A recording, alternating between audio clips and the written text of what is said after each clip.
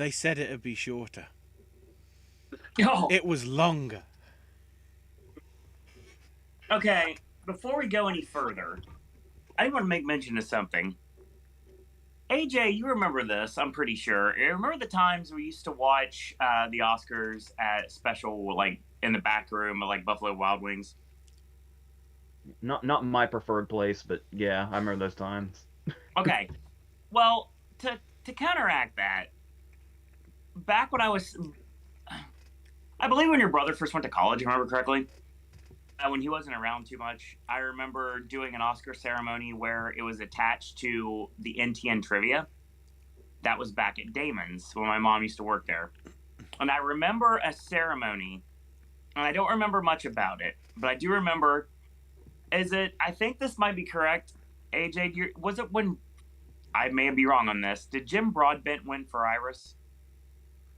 Yeah. Oh wow! Okay. So we're talking what? 2001. 2001, 2002. Yeah. Right. Okay. So I remember I was really excited about this movie award show game that coincided with the Oscar telecast.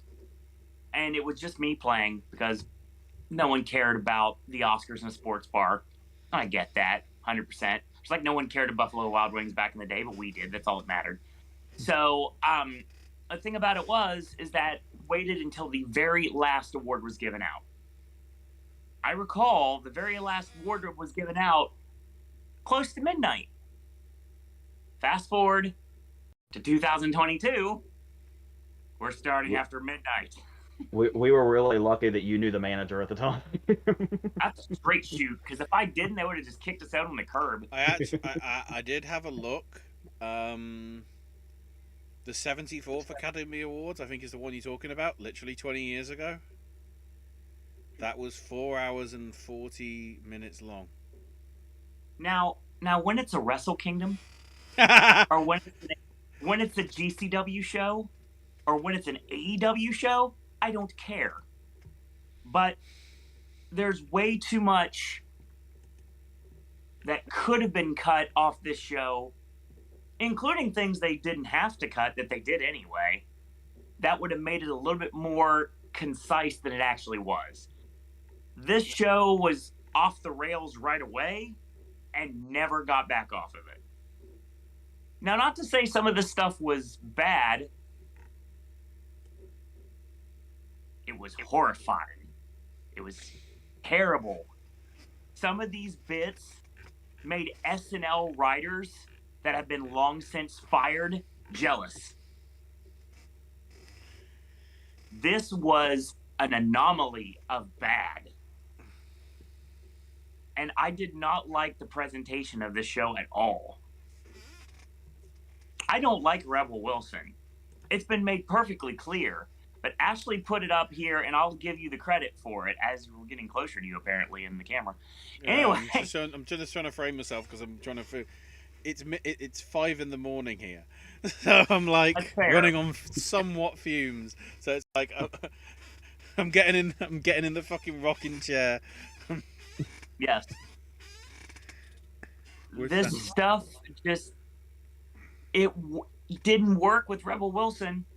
But for some reason, when you have these three together, who, again, I'm not a sexist person, I never will be.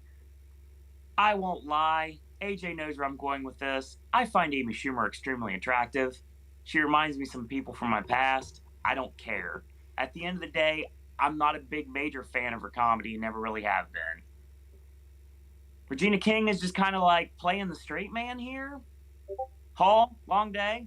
I'm tired, and it's been a long freaking day, okay? So, Regina Hall's playing the straight man here, or the straight woman here, and that's fine. And she's also throwing jokes that don't really hit. And then Wanda Sykes is trying to put it together because she's the only, like, real true, like, natural comedian of the group. And that doesn't work either. Like we talked about with the female Ghostbusters, we are okay with the Ghostbusters being gender swapped. We get it 100%. At the end of the day, it wasn't that we didn't support a female Ghostbusters. We didn't support that version of the female Ghostbusters. Like, I don't have a problem with 3 hosts. It worked at Comic Relief every single year. And I don't have a problem with 3 female hosts either. But this just didn't work at all. And my apologies in advance. I will be as professional as humanly possible. But this has been a crazy day in so many ways. And I'm trying to keep my composure right now, living in a world where Jane Campion wins director and Paul Thomas Anderson goes home with absolutely nothing. Welcome to your Oscars telecast, everyone. My name is Owen. Joining me as always, we have Ashley. I'm trying to work how long we've been live as to when I can start swearing. I think I've still got a few minutes to go, so I'll wait until then. There you go. Just look into Danhausen's face. Problem is, I have to, to be accurate and fair as a reporter, I have to put the quote out. Well, I know. We'll get there, don't worry. Thanks, Australia and Japan, for your unedited versions. And we also have AJ. Unless you guys object, I know sometimes we try to find a certain order to go in here. But as the person that's been saying all season, I can't wait for Will Smith to win because he means something to me. I feel like I want to address something right away because it's just sitting in here in my stomach. Go ahead. So, the whole show, all the way up to the very end as the credits were rolling, I thought the Chris Rock thing was not necessarily staged, but an impromptu bit between the two of them. And I imagine there was a lot of confusion about that if you weren't seeing uncensored feeds. Right. So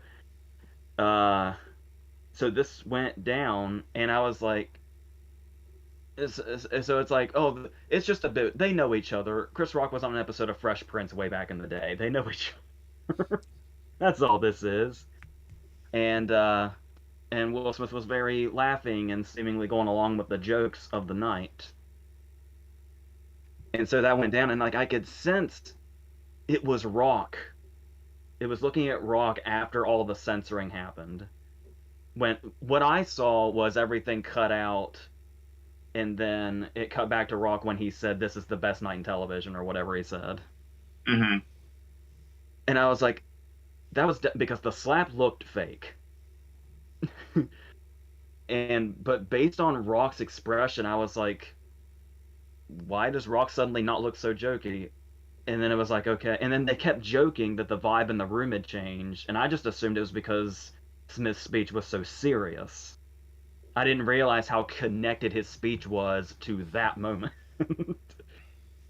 And the problem is that, yeah, so I was saying that's how I saw it, was I was like, oh, that, it was kind of weird if it was a bit, but it seemed like a bit enough. Mm-hmm. And then 30 seconds before Ashley called for me to sign into this chat, I saw the uncensored video. And I just... Now, one of the things that's always been great about Will Smith is his constant positivity, and it's always been a thing with him about, spreading love and stuff like that. Of course. And I talked about it at Critics' Choice, how much I loved it when he did the Best Actor Should Get a Little More Time thing, because it was like we saw professional Will Smith, and then we saw like the Will Smith you'd hang out with in the same speech. And then when you watch the uncensored video, you see a different Will Smith. And like I said, it made me sick to my stomach. I feel like I felt like I had just been yelled at myself by Will Smith. And it's like, it's one of those cases where it's like, there are those moments, I've had plenty of those, where it's a weird time, but just one thing rubs you the wrong way and makes you snap. But I mean, if something was gonna make me snap, that would not have been the time, that would not have been the place. That was crazy. And I Yeah. was telling you guys, when I watched the uncensored video also, I was still thinking it must have been a bit. So the first thing that got censored was Rock saying, Will Smith just slapped the shit out of me. Mm-hmm. And at first I was still thinking like, oh wow, they were committing to that bit, like, oh, we're gonna fuck with the censors. It's gonna be a bit. But then it was like, once I saw how serious Will was, you look back and it's like, what Rock was trying to express there was, does anybody realize Will Smith just really slapped me? And that he's really, like, it was like Rock was trying to convey to the crowd what was happening, and you can hear that. I think the part that made me feel sick was the second time he screamed, keep my wife's name out your fucking mouth. You heard the crowd.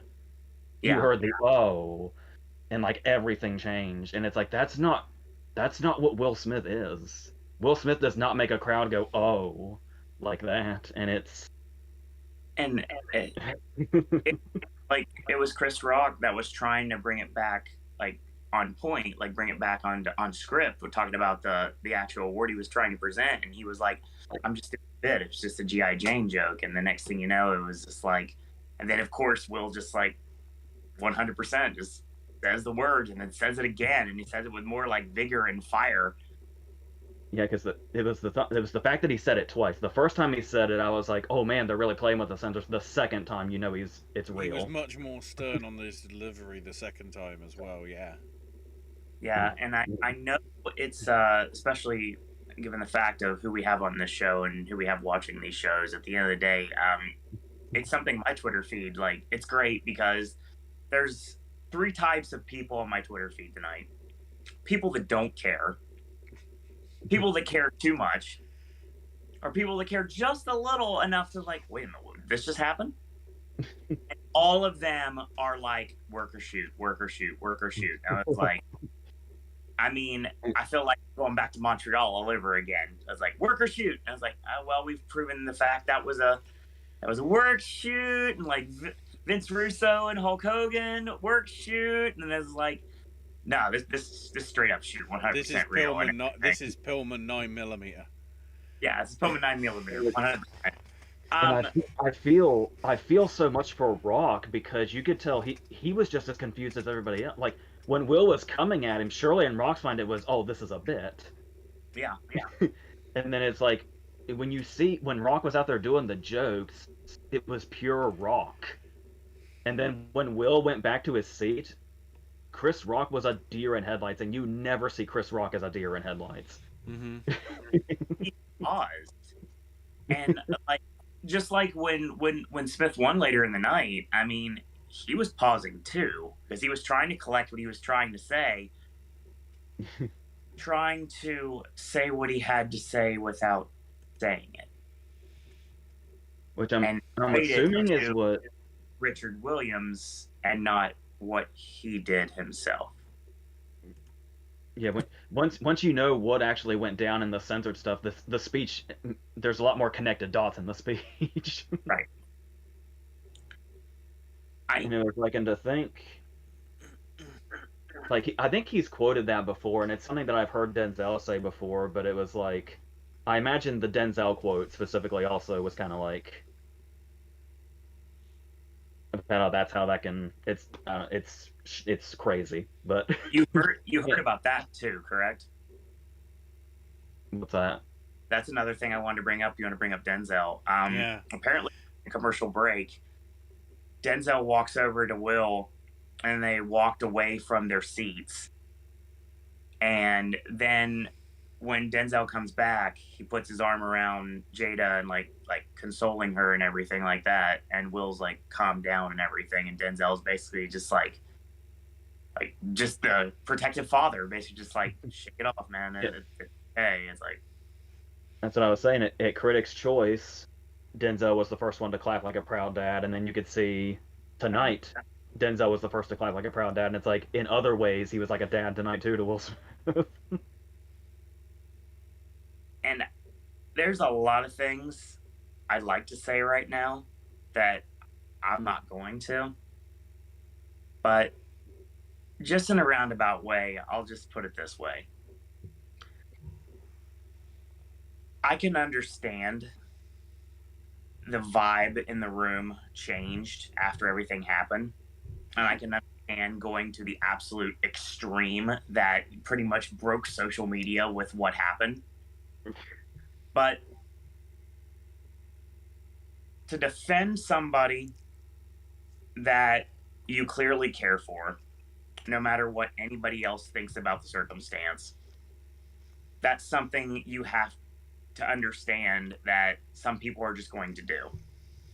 Like, people defend things all the time that most people may not agree with, but in that person's mind, it's worth fighting for.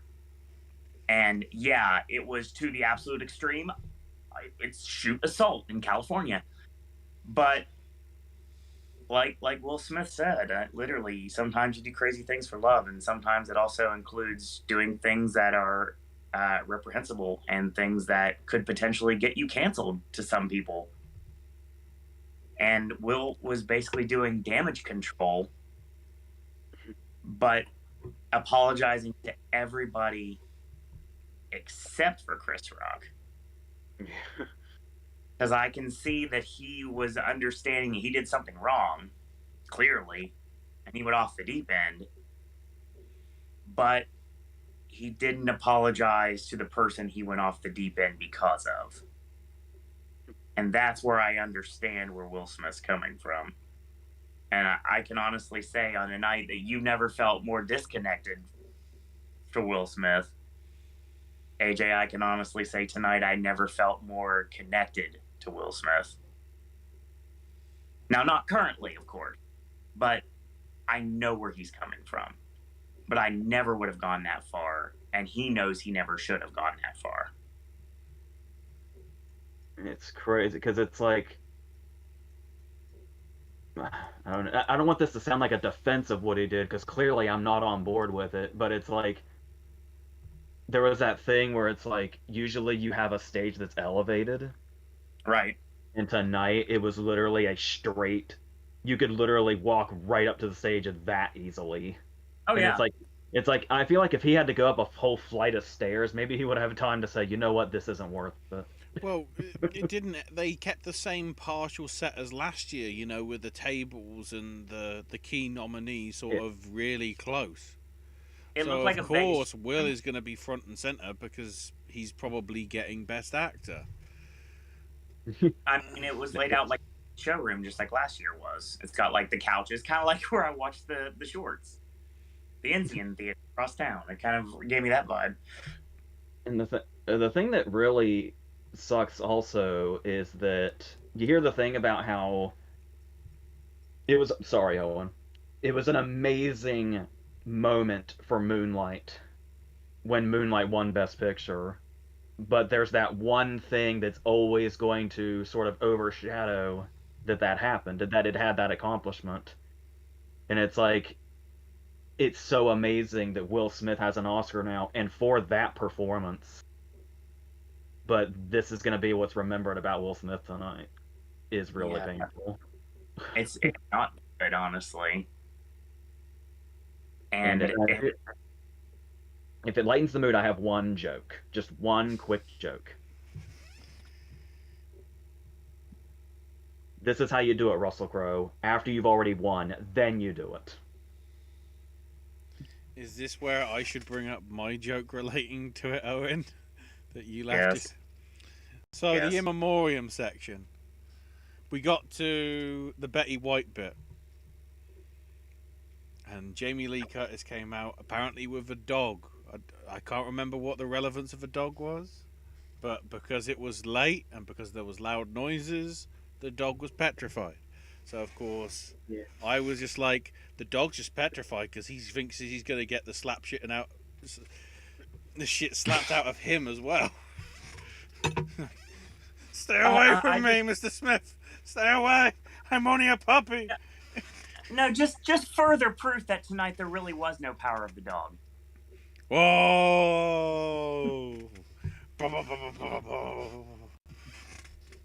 It was just like the other JC, just like John Cena, I couldn't stop Jane Campion either. Continue. Betty White's advocacy for animals. That's why the dog was Yeah, there. right. All That's what I right. thought too. And I do. While we're on the topic of the in memoriam, there was something else that I was going to bring up, and I didn't know if you wanted to come around to it or if I can just throw it out there real quick because I'm sure people will be confused by it. We got some chat messages to get to as well, so continue. I imagine it might be controversial the style in which the in memoriam was done this year. Yeah, it felt like a jubilation gospel number for some random reason. I actually, interestingly enough, had a conversation with somebody very recently about this, who just lost somebody close to them, and the conversation we were having was how, especially when you lose a lot of people, just having solemn funeral after solemn funeral after solemn funeral can be so draining. Yeah, totally. Yeah. And like memoriams and funerals are really for the living. So it's like we were having this discussion about how there should be you it should be more trendy to focus more on like celebrations of life when people are gone. And it's like to the idea of don't be sad somebody's gone, be happy that they were here. Literally a line in Belfast. Right. um that's what that was. A celebration that they were here rather than, the solemn number we usually get and then just the fade to silence. Well, it also faded to the website to show more in memoriam for the year. Yeah. And when you go to the website, it's still the people dead from 12 months ago. They haven't updated it. I'm not saying they executed the in memoriam perfectly, but I completely understand the idea behind it. I completely forgot that the first song in that was "Remember Me" from Coco. Mm-hmm. And then they just randomly went to "Spirit in the Sky." It's like, yeah, let's go to the 1970s. Boom. I mean, it reminds me of that Nick Swartzen bit where he's talking about how his death is going to be like a celebration. And he's like, first off, there's no casket's open. Next thing you know, my body comes down on wires. And I'm like, something not to that extent, but of course, that's just like what came to mind. We'll try to keep this a little bit more lighthearted tonight, as much as we can. Like I said, it's been an interesting night for me. Interesting night in general. Let's go to chat real quick. So, Smurfy Boy's back. For this season to be very chaotic and unpredictable, the show is very predictable. Yeah, there's a couple things I'm really kicking myself about. There's one AJ knows what I'm going to talk about. We'll get to that in a minute after he says something apparently. When he says predictable, I'm assuming he means strictly the wins and not the event. Yeah. Thought it was staged because the smack was loud. It sounded like it was mic'd. Well, that's only because the mic was actually there that Chris Rock was speaking into for the right for the actual introduction. So, James, welcome back. It's been a minute since you've been in chat. James says not staged. Yeah, I think we're obvious on this one. Kevin S. Oshiro, welcome to chat. First time I've seen you on the show, so welcome. Says no Ricky Gervais this year, obviously.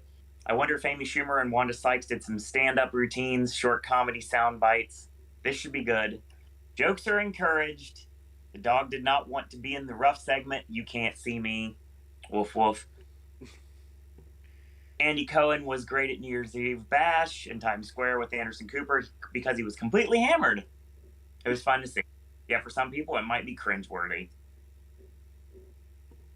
James will be joining us after the show finishes up on DVR.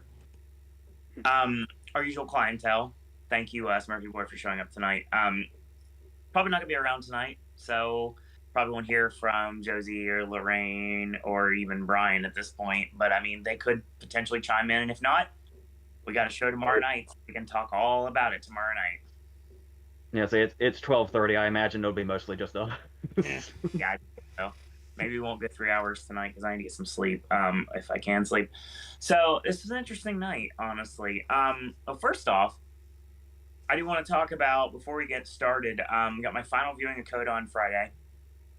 So yes, I can honestly say that I have seen everything nominated for Picture theatrically, like nature intended, at least twice.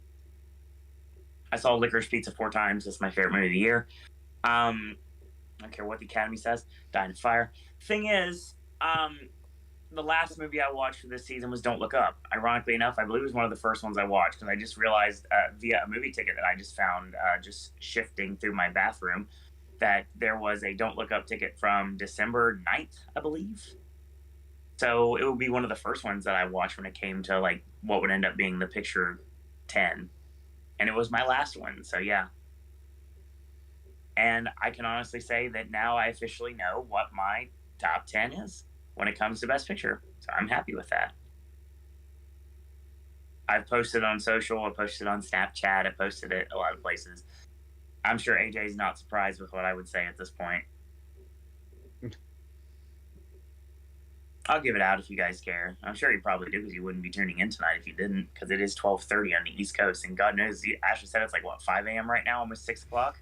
Yeah, 5:30 in the morning. Thankfully, the clocks went forward, so it's not light yet.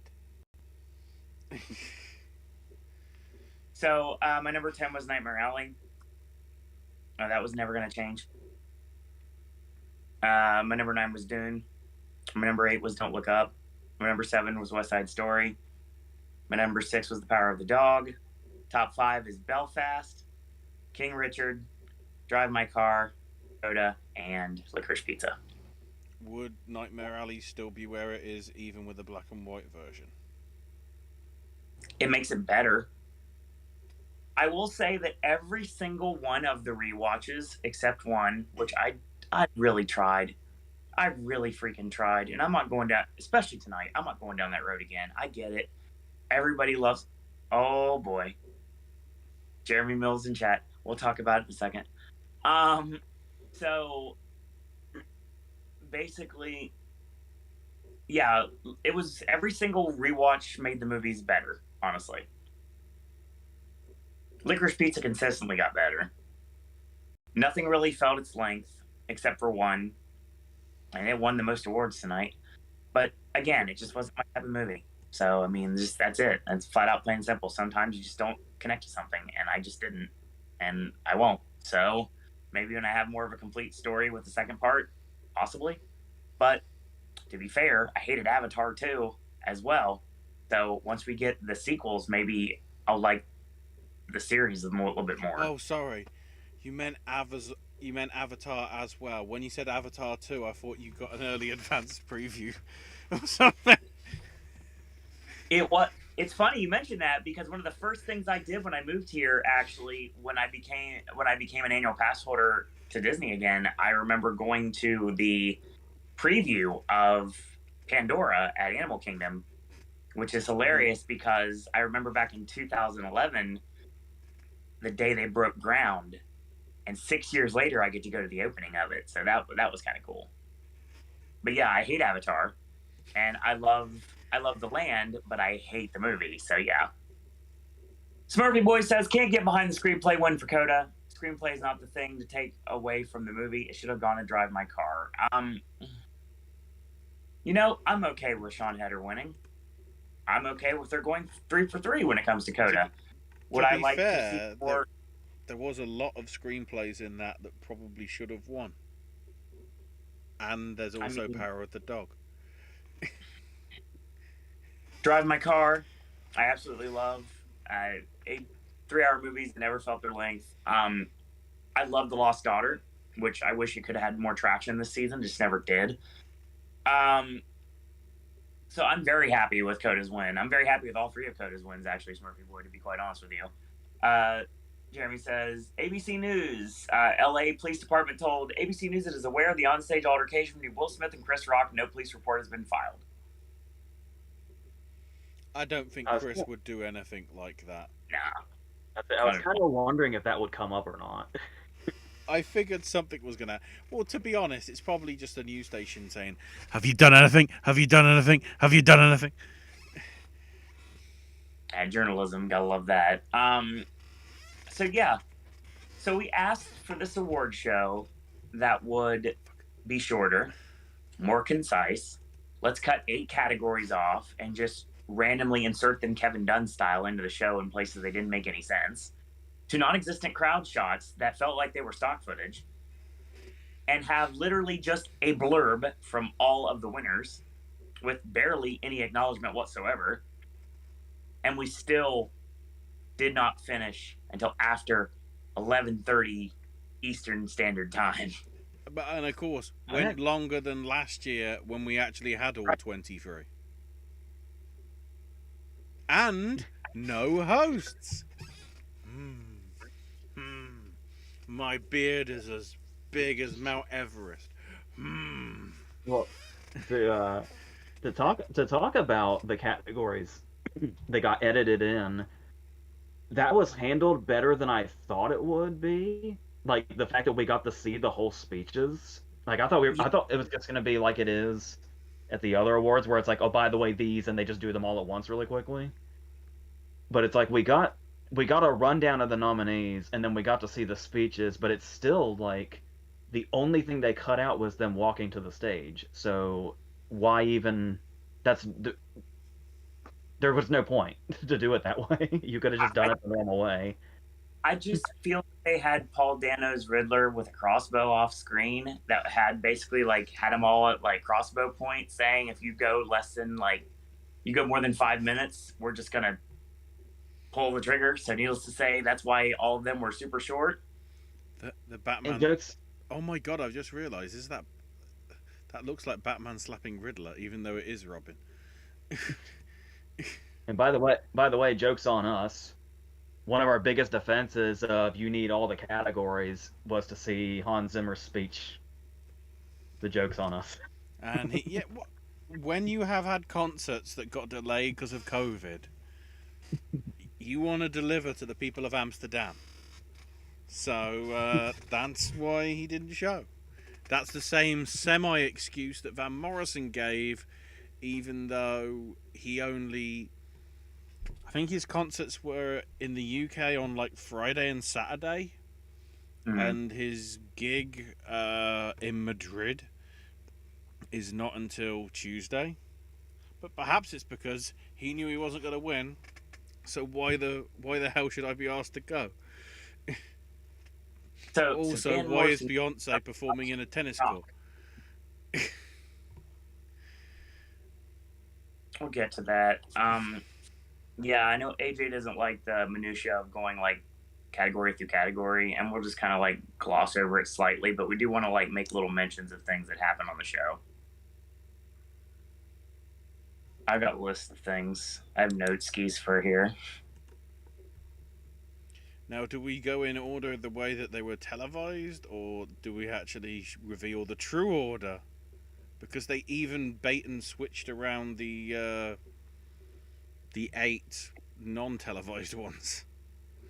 So, Ashley found a social media that there was somebody that was inside of Dolby Theater and basically listed what the order of the actual wins were going to be. And the Academy Twitter actually tweeted out before the actual show started the winners right away.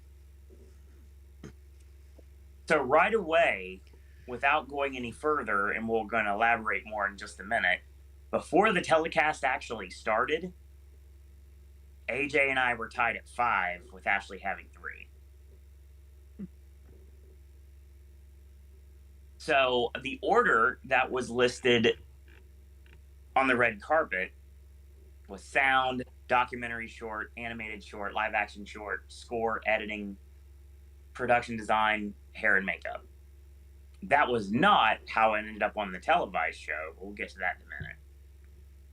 Yeah, I don't know what anybody else did, but I actually avoided all the pre-show stuff, so I didn't know any of the wins until I watched the actual show. I mean, it kind of was thrown at me a little bit because it just kept coming at me slowly but surely. Well, because remember they actually said like there was some not allegations, I guess claims that they were actually going to put notifications on the bottom of the red carpet coverage as to what was actually winning the awards. I'm thankful that they didn't go through with that because for those people that did want to keep it a mystery and didn't want to go on social media, at least it was a good thing. I guess the problem is what was the last one? Makeup and hair. Yeah, I guess makeup and hair got spoiled because everybody was doing the Will Smith, Chris Rock stuff. and they found out. Um,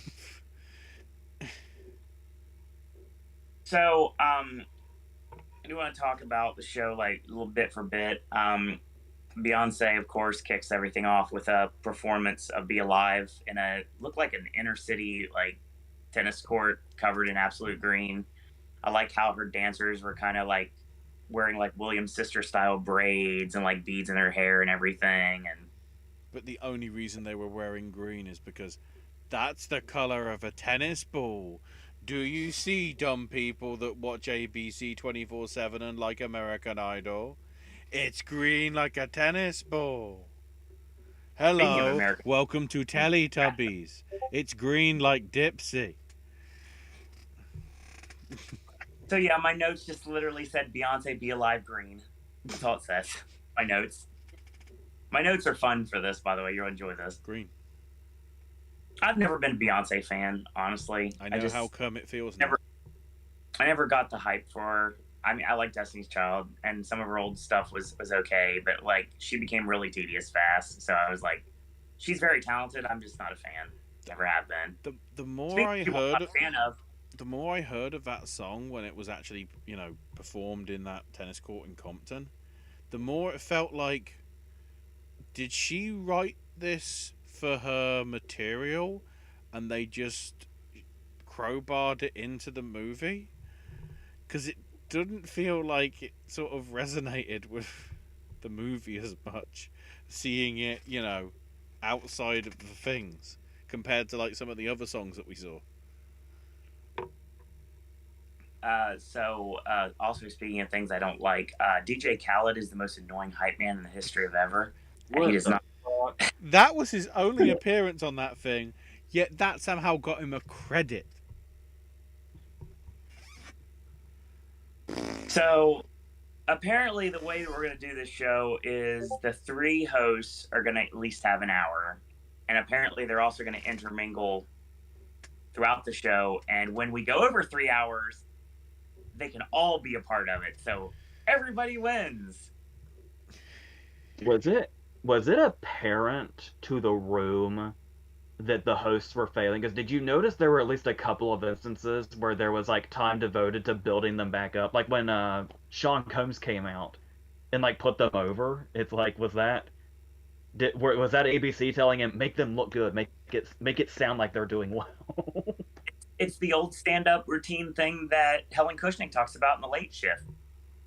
Jay Leno doesn't do kiss up. What you do, you basically just put over the opening acts. You can get more pop for yourself. And it's true. He's Diddy. He's the music industry, and if I say so myself, he's a pretty good actor in his own right. Yeah, absolutely. He doesn't need to force applause. He doesn't need to force applause, but he has to force me to realise why the hell is he introducing The Godfather?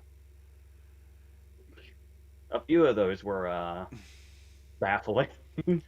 I thought Tony Hawk, Kelly Slater, and Shaun White had better chemistry in their award presentation or whatever it was than the three hosts did.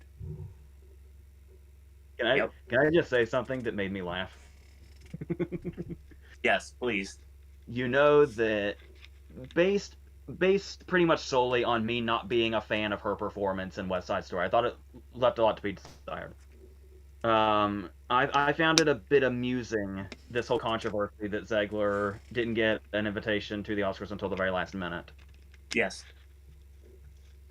And then it turns out they even had a whole bit where they brought out two previous live-action Disney princesses to introduce a new live-action Disney princess, and she wasn't even scheduled to be involved in that, despite the fact that she's playing Snow White right now. That's funny. That's hilarious to me. They put her with, and I can say it because Owen can't, tall Thank fuck. You, Tall fuck. I know you're in the kissing booth and Euphoria, but You Forever and now tall fuck. That is legit. I won't lie. That's exactly what I wrote in my notes, and I'm not going to say that out loud on here, but that's exactly what I wrote. I said Rachel Zegler and tall fuck. Okay, exactly. Help me out. And I'm sorry, younger audiences, if you happen to come across this. I've been having like a Bader Meinhof thing with that guy for like the last week or so. Who is that guy? He's from Euphoria, apparently. Oh, okay. I And guess that would make he's sense. I don't know whether it's the lead or like one of the significant leads in the Kissing Booth trilogy that's on Netflix. God, I saw one of those. So Thank God you only saw apparently I know one. who he is. Thank God you only saw one, because they made 3 of the fuckers. That So makes okay, I haven't watched Euphoria, but if he was in something that big, I guess that makes sense why he's like suddenly everywhere, and I have no idea who he is. He's not big, he's tall fuck. He's more than big, he's tall. yes, he is. So I don't know about you guys or anybody in chat right now, but I honestly think that the 3 hosts of the show came off like a bad SNL parody of The View. I'm pretty sure I saw Wanda Sykes and maybe Regina Hall cringe a couple of times. I think they knew. I think they knew it wasn't working. It was like, but it was like they didn't. We saw the same thing with Rebel Wilson, like you were saying. it's like it's like this whole. I don't know. Well, I would say one of the best hosts we've had recently was when Chris Rock did it. Chris Rock's monologue for the 2015 Oscars was one of the best host monologues I've ever seen. Yeah, totally. And there were Jada jokes in. Well, Yeah. they made the 3 women made Will Smith jokes, which were pretty much the same as what Rebel Wilson did. Yet apparently they liked it when the 3 of them did it, but when Rebel Wilson did it, oh, that's too much. That's the only time I'm going to jump to her defense in this situation. But it's like, it was practically the same joke made. How's your, like, mojo or whatever changed in 2-3 weeks? Um. I'm gonna say something else that comes from no passion whatsoever. It's just strictly an observation. I got one too. Go ahead. There's another bit involving the hosts not going very well that I imagine people will be upset over. And it's one of those things where like I get where it's coming from. I don't like care either way, I guess. Because it was like if it was me in that position, I probably wouldn't care, is why I say that. But I'm assuming people are going to be mad about the bit where Regina Hall was doing the pat downs and calling all of the hot dudes up, and the complaint will be if the roles were reversed, this show would be canceled. Yeah, that's the world we live in, AJ. But that guy was like, getting a pat down from Regina Hall, I wouldn't be offended by that if it was me. But and I could probably get where that's coming from if people complain about that for that particular reason. So that's, like I said, observation, not really anything I was passionate just about. panicking because the last time we saw Bradley Cooper on a stage like that, he started pissing on the floor. Yeah. By the way, did you kind of like the laid back nature of like the longer the night went on, everybody started taking their jackets off? You could tell everybody was like, It started to look like a wedding reception. all the alcohol was definitely flowing, without question. And then like the BAFTAs, we're gonna find out it's a super spreader event. Everybody has COVID, and it's like, well done, whoever at Pfizer and BioNTech and all your sponsorship did fuck all good here. So, I just have a question that I'm just curious about, just an observation, just like AJ was putting out just a minute ago. Who the hell is Jennifer Lewis? Because I know I know Wanda Sykes was trying to say Jennifer Lawrence, but she said Jennifer Lewis, and the person, Jennifer Lewis, is the I Love You Always Forever one-hit wonder. So I know that's not the same thing. So That name seems familiar. And of course, I'm sorry, but bitch, I said I love you is one of my favorite lines of the night. And then okay. The big the moment, Sam Jackson bit. the big moment where the hosts will probably get criticised, even though it isn't their fault. It's timing and pacing. Amy Schumer having to deliver. Well, Danny Glover got an honorary Oscar last night, and now we're going on to Best Actress. I think the reason that sucks, especially, and I was getting ready to give Amy Schumer some credit, but now that you brought that up, I got to bring up something that pisses me off about her. I put her over enough earlier. We're good. I get that these are rich people giving themselves gold trophies and that Ukraine is happening. I think we all get that. Right. And I think it's the fact that it was already addressed that made it really annoying that Amy Schumer did that, because it was basically like, it's that thing where you basically, this person's moment is getting ready to happen and you're basically just saying your moment can go fuck itself because I need to say this. When the thing about Ukraine being more important than the film industry was already addressed in that whatever we got, that text that we got. Like, they're addressing the fact that we know this is irrelevant in the grand scheme of things. We know this. We all know this. Right. But it's like that was basically like Schumer kind of taking a shit on what was about to be. Was that chance? No, that was Will Smith was getting ready to happen. The compliment I was going to give Amy Schumer, not necessarily to say that she wrote this joke, she might have, I don't know, or she got it from somebody else. The "Don't Look Up" reviews joke was really good. That was one of my favorite jokes of the night. That wasn't bad. No, the best one was the consolation prizes. It's like, here's something that's never been seen, even by the director. It's a screener copy of The Last Duel. I get that Ridley Scott said something everybody's making fun of, but do we have to still keep taking shots at it? Yeah. Before we go any further, James has more messages in chat. Crappy song by Beyonce. DJ Khaled, We the Best Music, awful appearance. Hosts were uniformly terrible. Total agreement with AJ on Chris Rock as a host.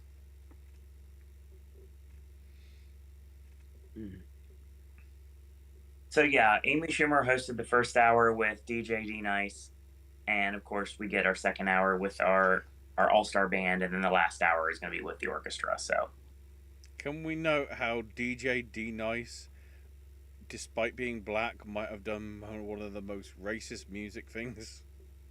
Oh, I mean, he played Toto by Africa. Africa by Toto. Kaluuya and her were coming out. It's like someone writes a song Toto, so I don't feel like an idiot. I don't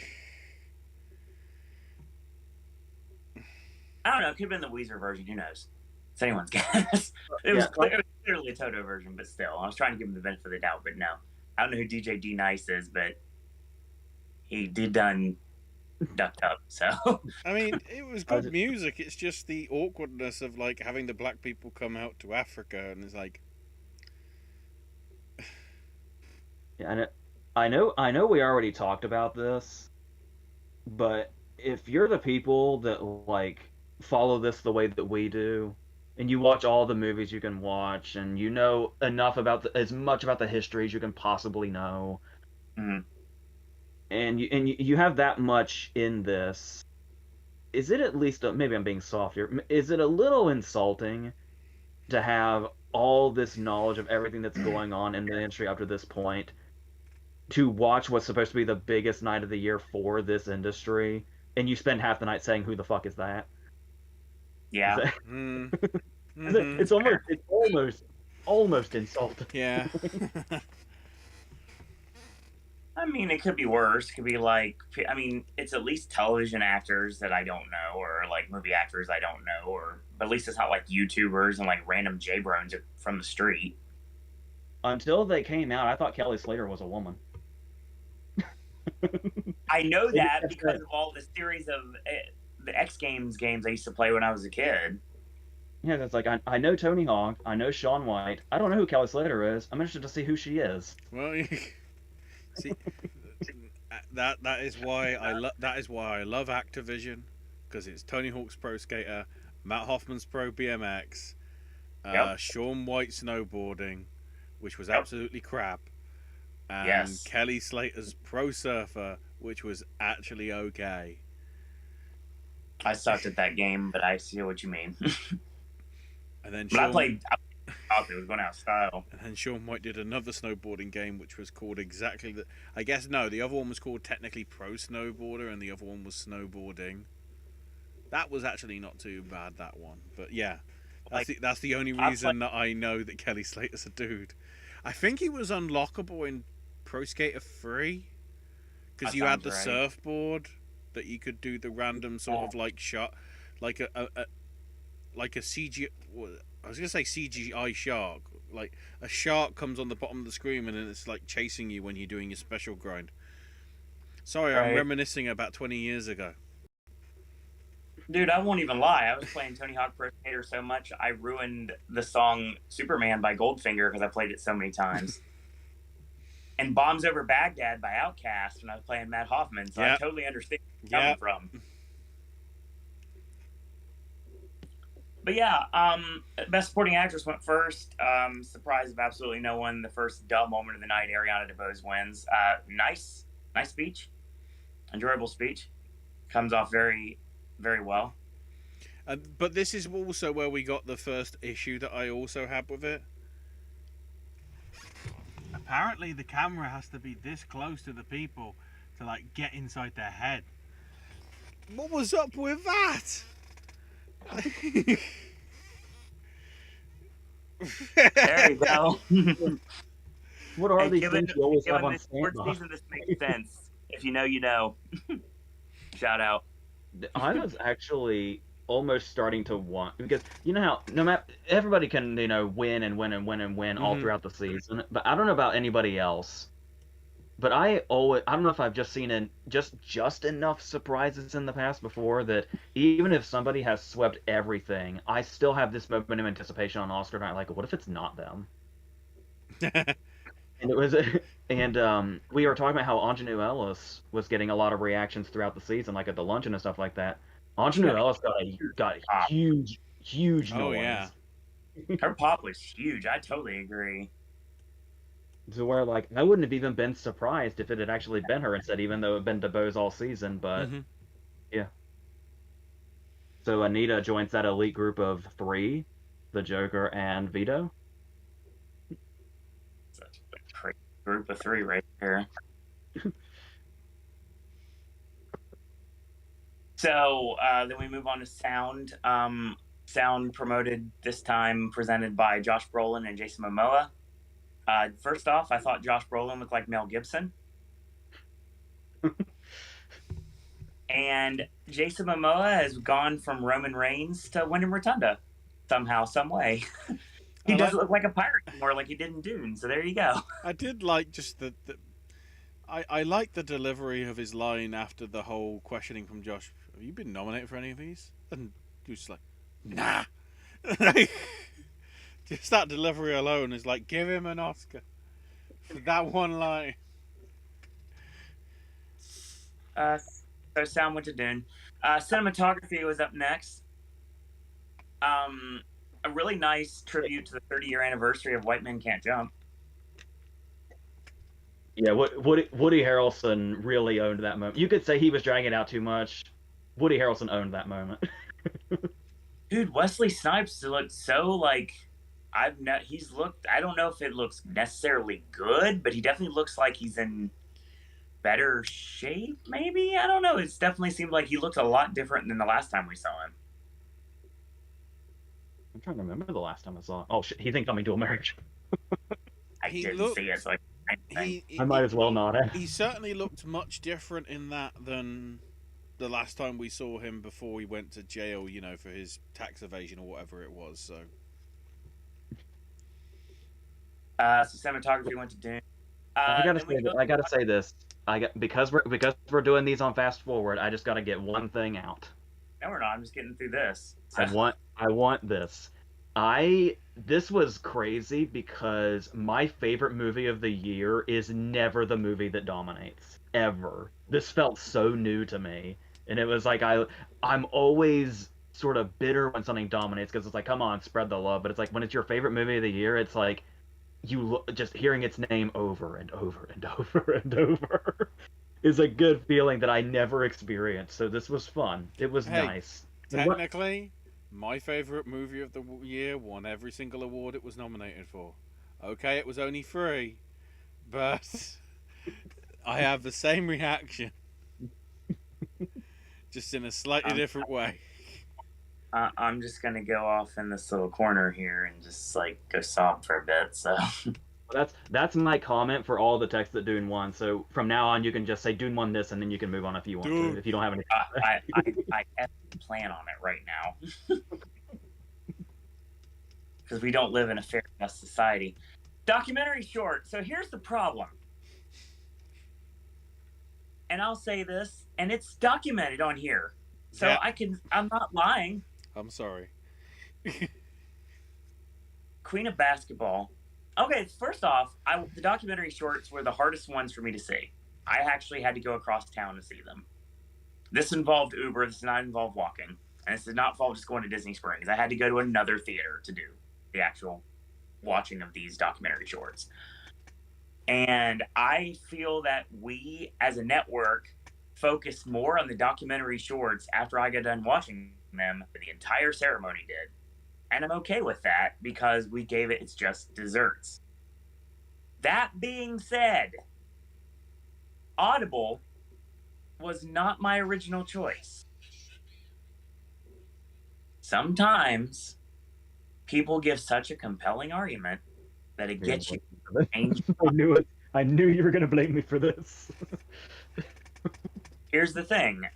I had written Queen of Basketball. It's my favorite of the list. It's definitely deserving. And I mean, I think honestly, just as long as I don't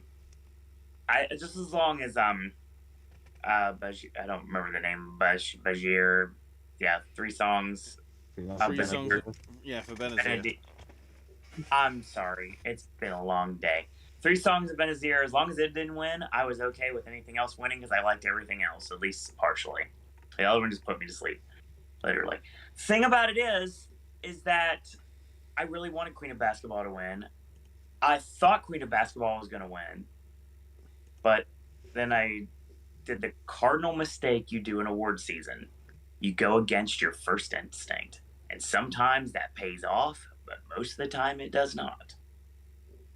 And I feel just like with some of these awards that I took a Hail Mary on, that I would not have made the choice. Like Ashley was asking me after the fact, would you have done this, this, and this? And I was like, yeah, absolutely I would have. I probably would not have gone this route because like the only thing I probably wouldn't have gone for, really at the end of the day, would be editing.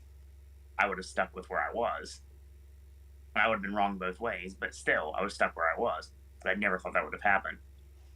But yeah, that's one of the things I'm kind of sucks about things because I should have had this right away and I never did. So that's what it is.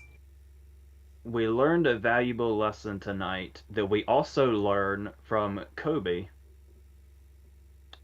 If there is a short about basketball, go for it. Oh God, yeah, go with it without question. March Madness is ensued.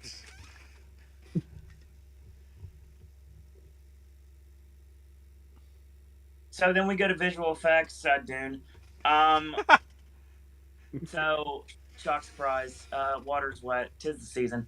So we talked about the 3 icons of Activision and Extreme Video Games we just talked about a minute ago are promoting the 60 years of James Bond. And luckily, me seeing Don't Look Up did not give it any sort of momentum to win it either one of its categories tonight. And me not having my Oscar meal at the Bond Lounge also did help in the long run because Bond won a few things it was nominated for and had a really awesome video package to Live and Let Die, which I enjoyed it. I'm not a Bond mark, but I thought it was really cool. I'm biased towards my friend's Bond montage, but that Sure. was a pretty fucking good Bond montage they put together there. I love the way the gun barrel sequence is synced up to the music. That was really cool. I also like the fact that they did the when they put into the sting of the Live and Let Die bit. They showed that clip from Skyfall, and it's like, what are you about? And then it's like, resurrection, and I'm like, yeah, that was put But there on purpose, right? but at the same time, we pulled out Coppola, Pacino, and De Niro for The Godfather. Were Lazenby, Dalton, and Brosnan and Craig busy for this? It's possible. I don't know what Craig's doing at the minute. I think they. I mean, I'm sure he's not I doing think anything they important. finished. I think they finished Knives Out too. Yeah, I'm pretty sure. Dalton, who knows? Lazenby, after seeing that documentary about him, who knows? Brosnan, I don't know either. He might be. I don't know if Black Adam's still shooting or not. I have no idea. I mean, it wouldn't But be shocking. I was going back and forth because I was like, somebody else should probably be doing this, and I'm thinking it's the Bonds that are still alive. But the other part of me was like, I've just always found Tony Hawk so likable. Like I just didn't mind that he was there. I always never minded Tony Hawk. Tony Hawk is awesome.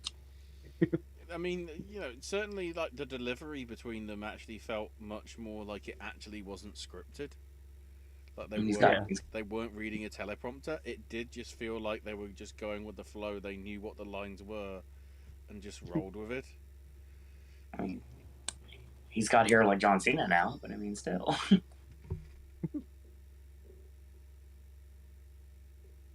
Okay. And we are moving on. So, Dos Orillas, great performance. Still just, I mean, just, it's nice, like, I guess you'd say it's mood music for all intents and purposes. It does fit the aesthetic of the film. So, speaking of Encanto, it wins animated, to the shock of absolutely no one. Well, when you have the Disney princesses giving animated film, when 3 of the 5 contenders are Disney, on a Disney station, you're thinking, yeah, the fix is in, right? Right. I hate how true that feels because Encanto's such a deserving winner in itself, but it's like it does look so suspect. It's suspect because it means that's the only way that Lin-Manuel Miranda doesn't win.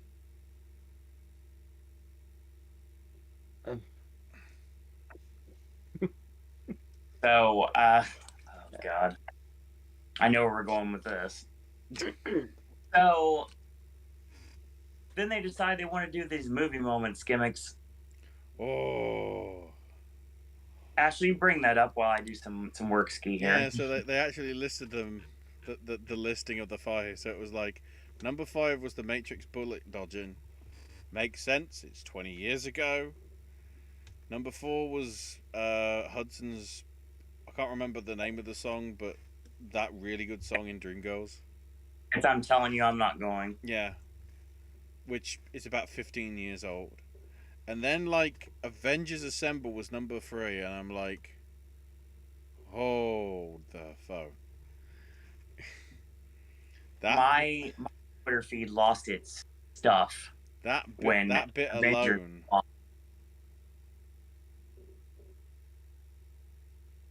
Even audiences over here that are like respectful and stuff, went not to rag on you guys, but American, in that they were actually like, yeah, the whooping and everything happened, but it made sense because it built to it over the 5 and a bit hours that you had from the previous film, along with the 2/3 or whatever of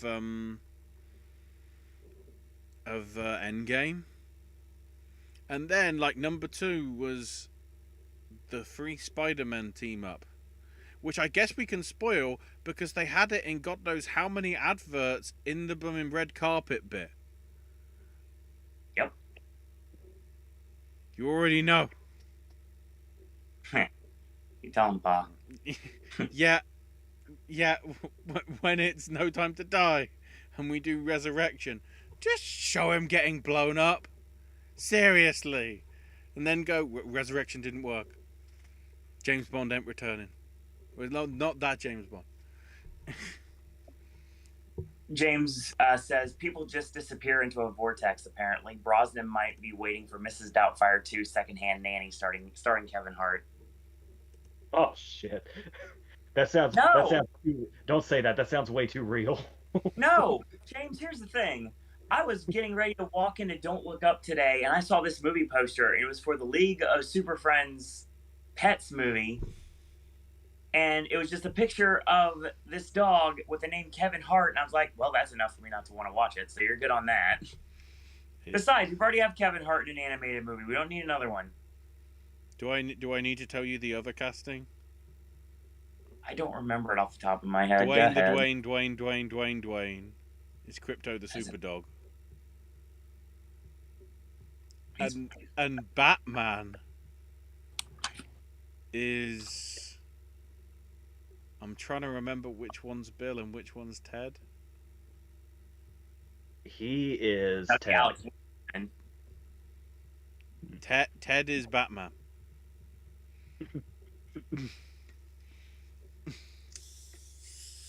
No words.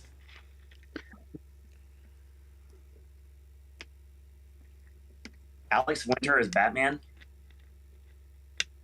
Alex Winter is Bill. Oh. Long day. Gotta read. I don't even want to get started about that. I know. That's why I'm just saying long day, you know. That's a shoot. So here's the fun part. Weirdly enough, this is where I won the competition.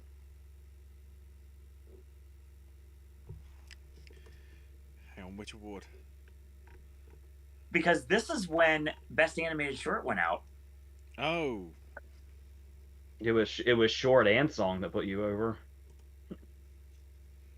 Yeah. With that right now. But this is when it started. This is when it felt like I may actually have a chance to win this thing. Because, justifiably so, the best of the 5, the windshield wiper actually won. Very happy with that. Very happy Affairs of the Art didn't win anything. Very happy Bestia didn't win anything. Definitely happy Robin didn't win anything. Sucks about the Box Ballet because it's actually good, and I like Box Ballet a lot. Say if Box Ballet won, we would have tied, or would I would have won? I'm trying to keep up.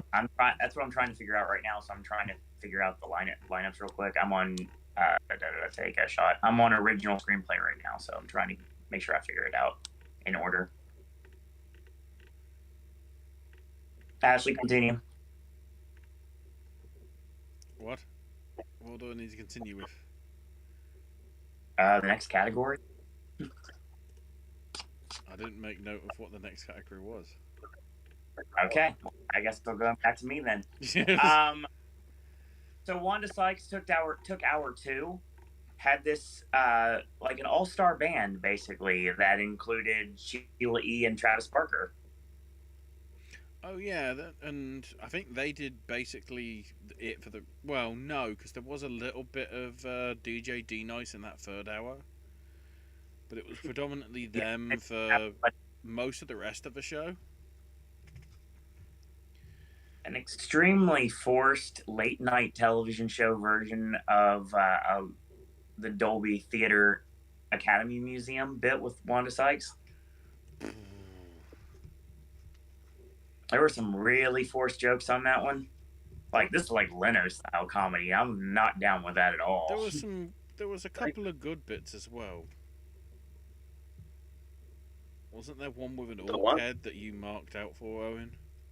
Which one? Like with an orc head, and you said that was somebody or something? I can't remember. The Harvey reference. Yeah, I like that. That was bad pop for that. That got the biggest reaction, and it was like she just kind of threw, like it was like an "oh by the way" joke, as opposed to the other forced ones. Sometimes that's all it takes.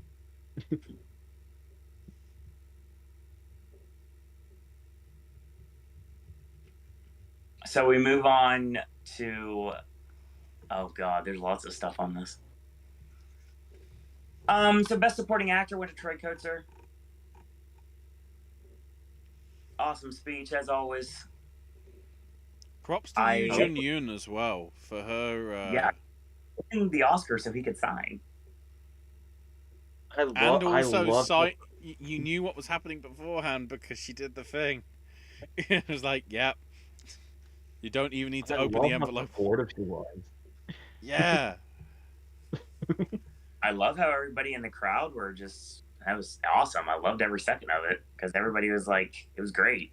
It was a great celebration of deaf cinema tonight, and I loved every second of it. Very much deserved. And props to all your wannabe Popeyes as well. Eat your spinach. Oh my God. James Keaton made a tremendous joke on Twitter about basically like this is Troy's like audition for Popeye Universal, and I laughed my butt off for like 2 minutes about this. The Popeye spinach stuff, that was hilarious. I liked that a lot. And then, of course, Chris Evans had to give us a Buzz Lightyear trailer. Except it's the same one that they showed months ago. Even though... I've got a connection. You know why that makes sense, right? Because he was wearing a fisherman's jumper in Knives Out. Amelia Jones was singing Starman in Coda.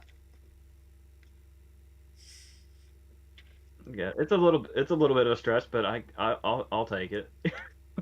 I'll allow it.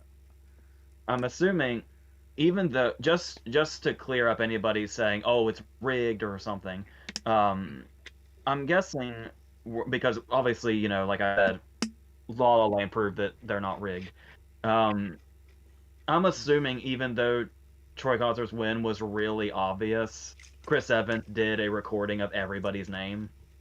Probably. Let's hope so. Say congratulations and then did it.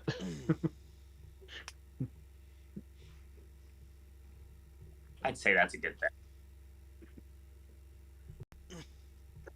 I just said Kotsur instead of Kotsur. That felt weird. Who knows? I'm pretty sure the woman doing the announcing said it twice differently. Like, you know, she said it differently when she introduced the nominees, and then when she went, "This is Troy Kotsur's first ever nomination." That's me with Rhys Ifans. I say his name differently every time because I don't know what it is. That's fair.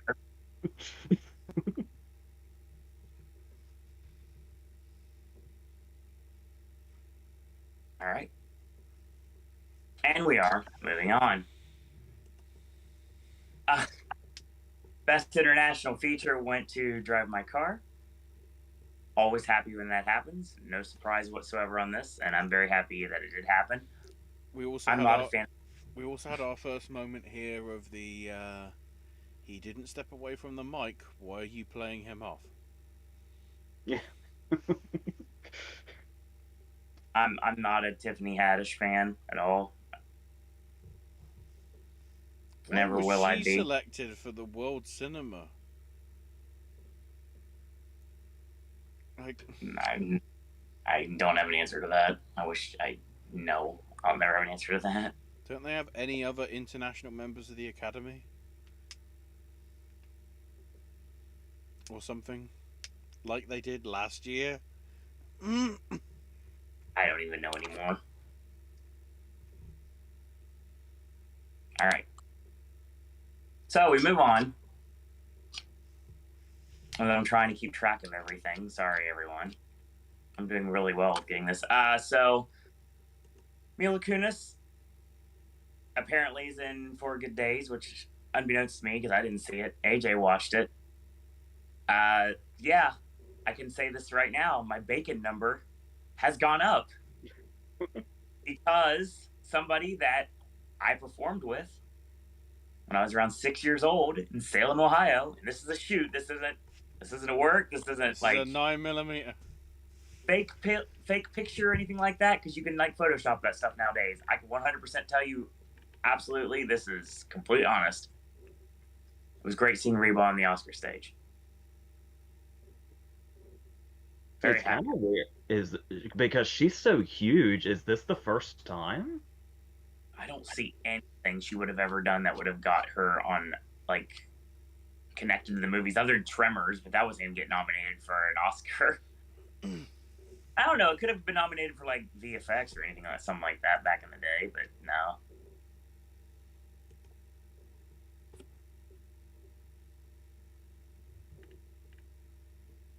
So then we move on to we have our Ukraine moment, which we got silence for, and then we've got our website at the very end.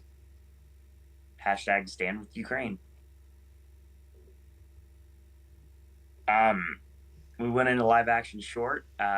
Again, sometimes it's the most obvious is actually true. Riz Ahmed rapping it to the camera for like 2 minutes.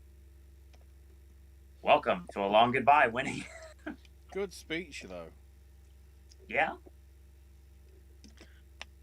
And and I guess I should mention to you now that I've seen a couple of movies since we last talked.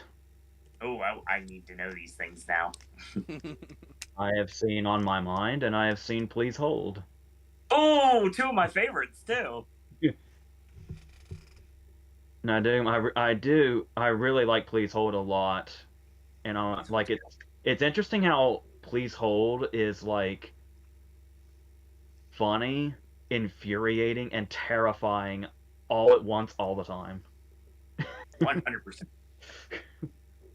And yeah, what's that? Like all of a sudden you're like doing nothing, you're just walking around on the phone. The next thing you know, like the Demolition Man, like bot basically is like, put your hands over your head, put the handcuffs on, and the next thing you know, you're like, you have no idea why you were there, and no one will tell you. You got Mr. DNA from Jurassic Park telling him to plead guilty. I love the fact he's like, he spent so much money to do all the knitting so he could get all this money so he could talk to an actual lawyer. And when he finally does, he's like, he should plead guilty. And it's over. I like Please Hold. Like I said, it's darkly funny, but God, it's so terrifying too. It's easily my favorite of the group for sure. You know, and On My Mind obviously has a really great emotional punch too. So My Mind is so good. Did you think that's where we were going when we got there? I got from the first shot, I kind of got that vibe. Mm-hmm. And but the way they like kind of reveal it gradually, and the way you see the interactions with him and like the accountant there. All right. And you can see like this whole thing from all those different perspectives, and it's yeah. And to capture that all in like 15 minutes is really impressive. That's another thing I liked about Please Hold.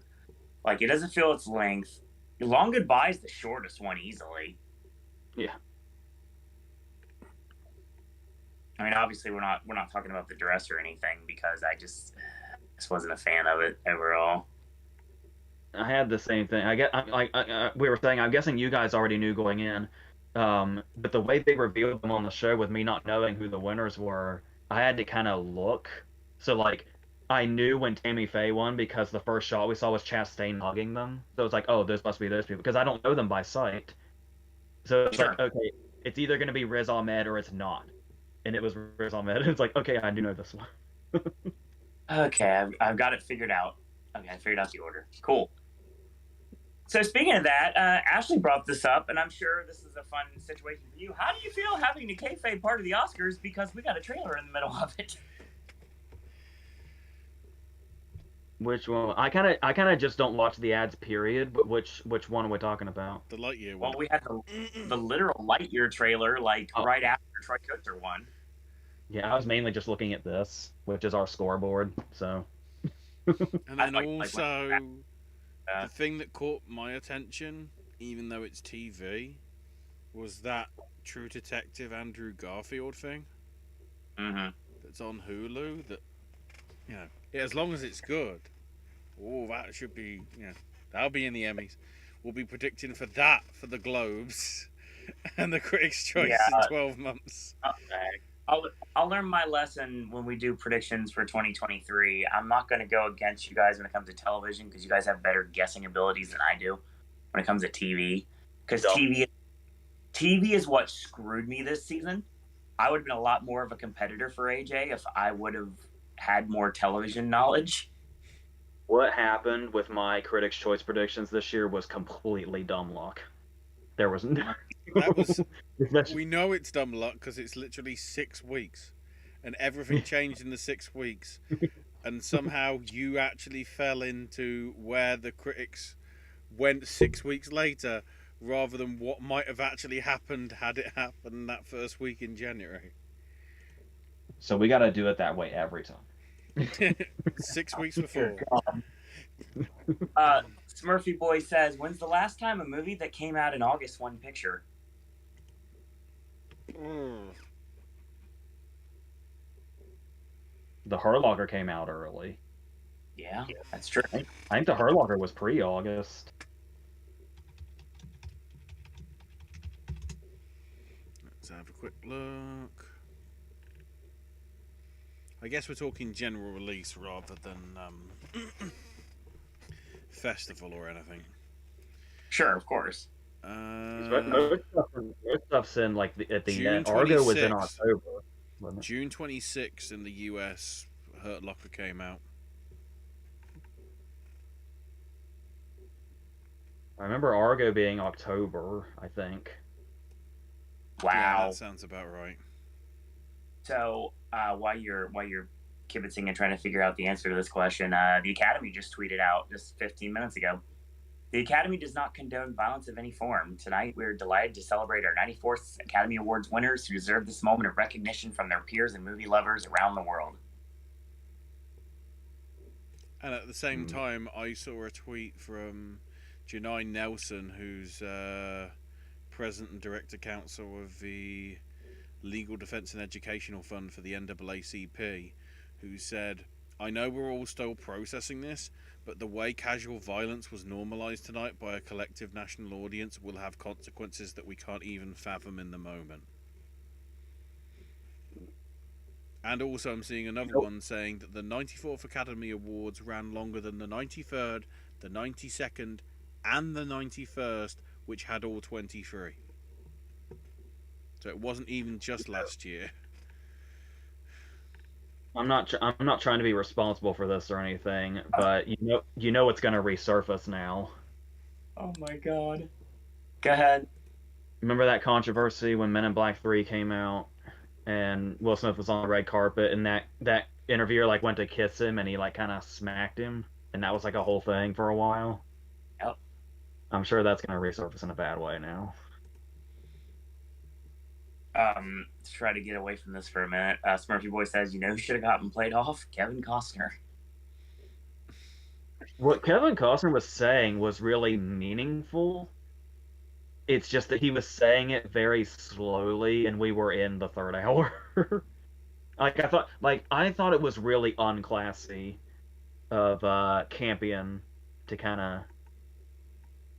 I mean, it might have just been a little throwaway joke, like, "Oh, that was dramatic," but you could sense that Costner was like that didn't really. I don't know. I thought what he was saying was meaningful from like a movie loving perspective and somebody that wants to make movies, but yeah, it was long and it was in the third hour. So speaking of long in the third hour, costume design went to Gorilla. And then we got John Leguizamo came out and introduced a weird amalgamation of We Don't Talk About Bruno and like slammy style words that had to do with the Oscars, apparently. We don't talk about Megan V. Stallion's lawsuit against her record company. And for some reason, Megan Thee Stallion, Becky G, and Luis Fonsi being part of it for no apparent reason. Probably because Lin-Manuel Miranda couldn't be there tonight, because I have a guarantee he would have been on that stage otherwise. We knew that Fonzie and... what was the other name? Becky? Becky. We knew that they were going to be a part of it. The Megan thing was a surprise. I've never been a. This makes me sound horrible. I don't care. When it comes down to music, I like what I like. I've never been a Megan fan at all, and I feel like this was bad. This felt like a bad cruise ship version of Bruno, like a carnival line performance that should have been left on the cutting room floor. After we got past the beginning of it, it was fine, and then we got into like no man's land like real quick. Yeah, I was gonna say maybe this is too extreme of an example, but the example I gave was it kind of felt like the sweet victory fake out at the Super Bowl, where it's like, hey, here's the thing you wanted to see. Oh, not really though. And that's the first time we've ever seen that song performed, and that's what we got. Yeah, because I had heard something about Bruno supposedly being the opening number, like when they did the Queen thing in 2018, and then when they built up the Beyonce. I mean, obviously it was the Serena, so I should have known, but the way they said they built it up as this is the first time this has been performed live, it was like, yeah, you know, I completely blocked out that it was the sisters, and it was like, did I call them the Serena sisters just now? The Williams sisters. You said, but you're fine. Okay. It's like I should have registered, but it was like I was already in my head. I thought I heard Bruno was going to be the opening number, so when they said that on top of that, it was like, yeah. But then, of course, it was the Beyonce number, but so that was confusing for a second. So to bring in more ratings, we brought in BTS for some random reason. You could tell that was a ratings plot. 100%. They didn't cry at Coco. Remember Me did not make them cry, exactly. It was I felt like it was a decent transition because right after one of them said, "Shout out to Will Smith and Aladdin," we got the King Richard package. That's the only reason. Yeah. But the problem with that, AJ, is it led to another really, I hate this word, but I'm going to have to use it because it's the only word that comes to mind, cringy bit from the host. I hated this so much. It does not even need to be mentioned. It just needs to be forgotten. And we'll do that. We'll do that right now. But what we won't forget was a really awesome Juno reunion we got. This whole once again, Noah, I hate to bring you down, but getting a Juno reunion and seeing an Oscar in Kenneth Branagh's hand in the span of 5 minutes, I was like, remember in The Mask when Jim Carrey sees Cameron Diaz for the first time as the Mask and his heart is like beating out to here? That was the Juno reunion to Branagh winning. That's what I looked like, that whole area. I didn't even care that I lost the point. I was happy to lose the point. Not because I wanted PTA to lose or Licorice Pizza to lose, but because Kenneth Branagh should have had an Oscar in his hand a long time ago. I know PTA probably should have too, but I was really happy with this Branagh win, I just have to say.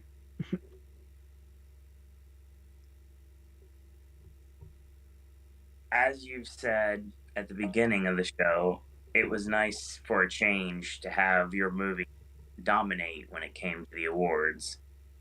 I should learn by now that the movies I go with every year don't. And most of the time, and I've noticed this, go home empty handed. And that happened again tonight. And I don't have anything to make up for that. And it sucks. Because not only did PTA lose, and I like Belfast. Belfast is my 5th movie of the 10 Best Picture nominees. But this should have been PTA's Oscar. I'm sorry. As soon as I realised that it only had like the 2 or 3 nominations that it had, I was immediately like, "Oh, this is going to be another one of these ones that got away sort of thing." But on the bright side, I didn't will into existence Don't Look Up winning for either editing or screenplay, like I was worried would happen. But to slap me in the face further, who presented the next award? Shawn Mendes, of course. Semi-tall fuck. Yeah, and he gave Adapted Dakota, so yay. Do we know why? He's another person I'm not extremely familiar with. Do we know why he presented this? Uh, Ratings, I guess. hang on. There's no reason at all. I'm trying to work This out is how what we he being a fan. is. Because it was like we had the whole Juno reunion for original, and I was like, ooh, who's the adapter reunion gonna be? Who the fuck is this?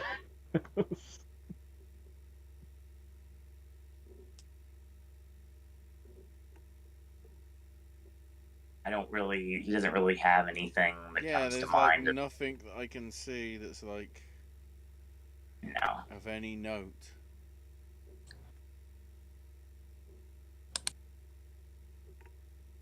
But yeah, adapted goes to Coda, so it goes 2 for 2, and I'm starting to think, yeah, this is actually gonna happen. I'm getting excited, getting excited, and getting excited. Um, I was very happy, especially after the promo that I cut at the end of the show last time. This was not a win for Jane Campion. She got taken down a couple of pegs, which was good because I don't have a problem with her personally, but I feel that she comes off extremely smug, and I liked seeing her lose, honestly. Sometimes people that are on an extremely high horse, you need to bring them down a couple of pegs. And it was nice to see her kind of get a little eat a little humble pie, honestly. And it went to a very deserving win for Sean Heder. I was very happy with that. Very happy with that, especially after the BS that was original screenplay. Speaking of weirdness, we get to the fan favorite award, which okay, this is a thing.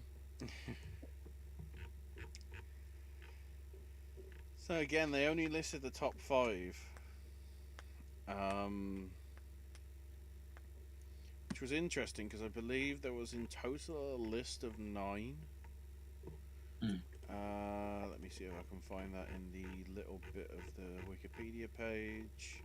While he's doing that, yeah, I'm very happy that Tick Tick Boom made it on here. That was I nice. mean, yeah, that's what I was gonna say. Oh, are they actually? You know what sucks? You know what sucks though? I'll take this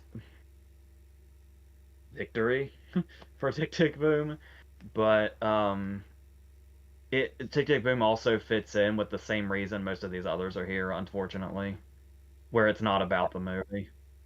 No, it's not. It was a Because nice double Garfield, though.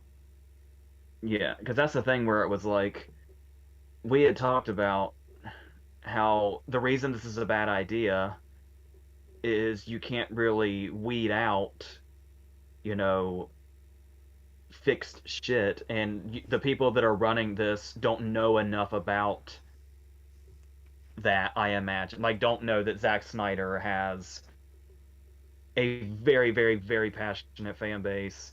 Johnny Depp Right. has a very, very passionate fan base, and this is not based on those movies. Just like because mainly because of Spider-Man, Andrew Garfield is like really back in like this wasn't like Tick Tick Boom wasn't Tick Tick Boom related. It was Andrew Garfield related, which I don't necessarily have a problem with because I will gladly jump on the Andrew Garfield fanboy bus.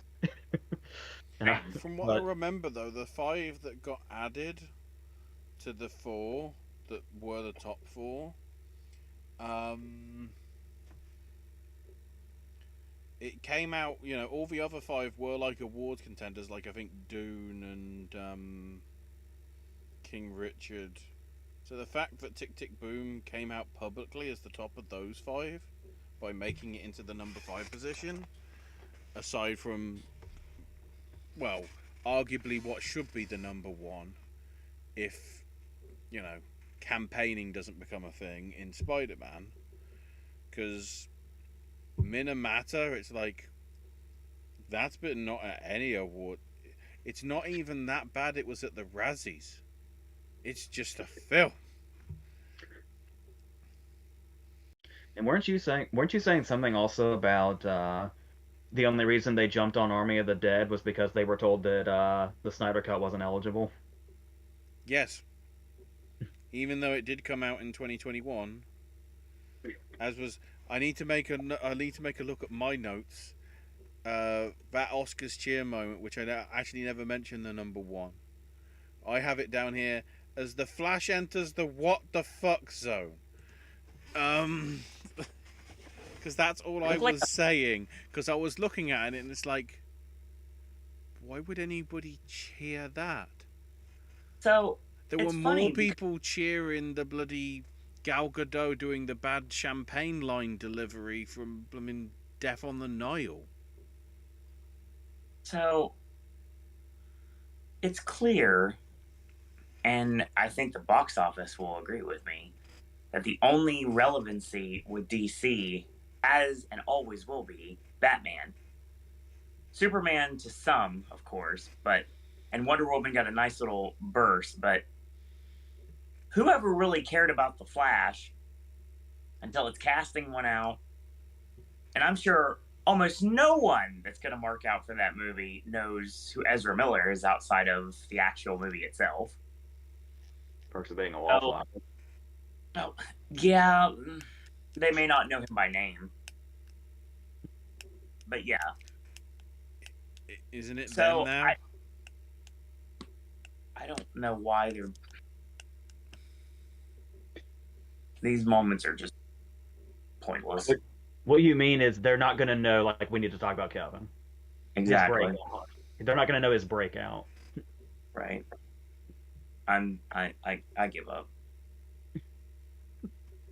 Speaking of that, so Zimmer wins score and doesn't even get to have any sort of acceptance speech, so that's a thing.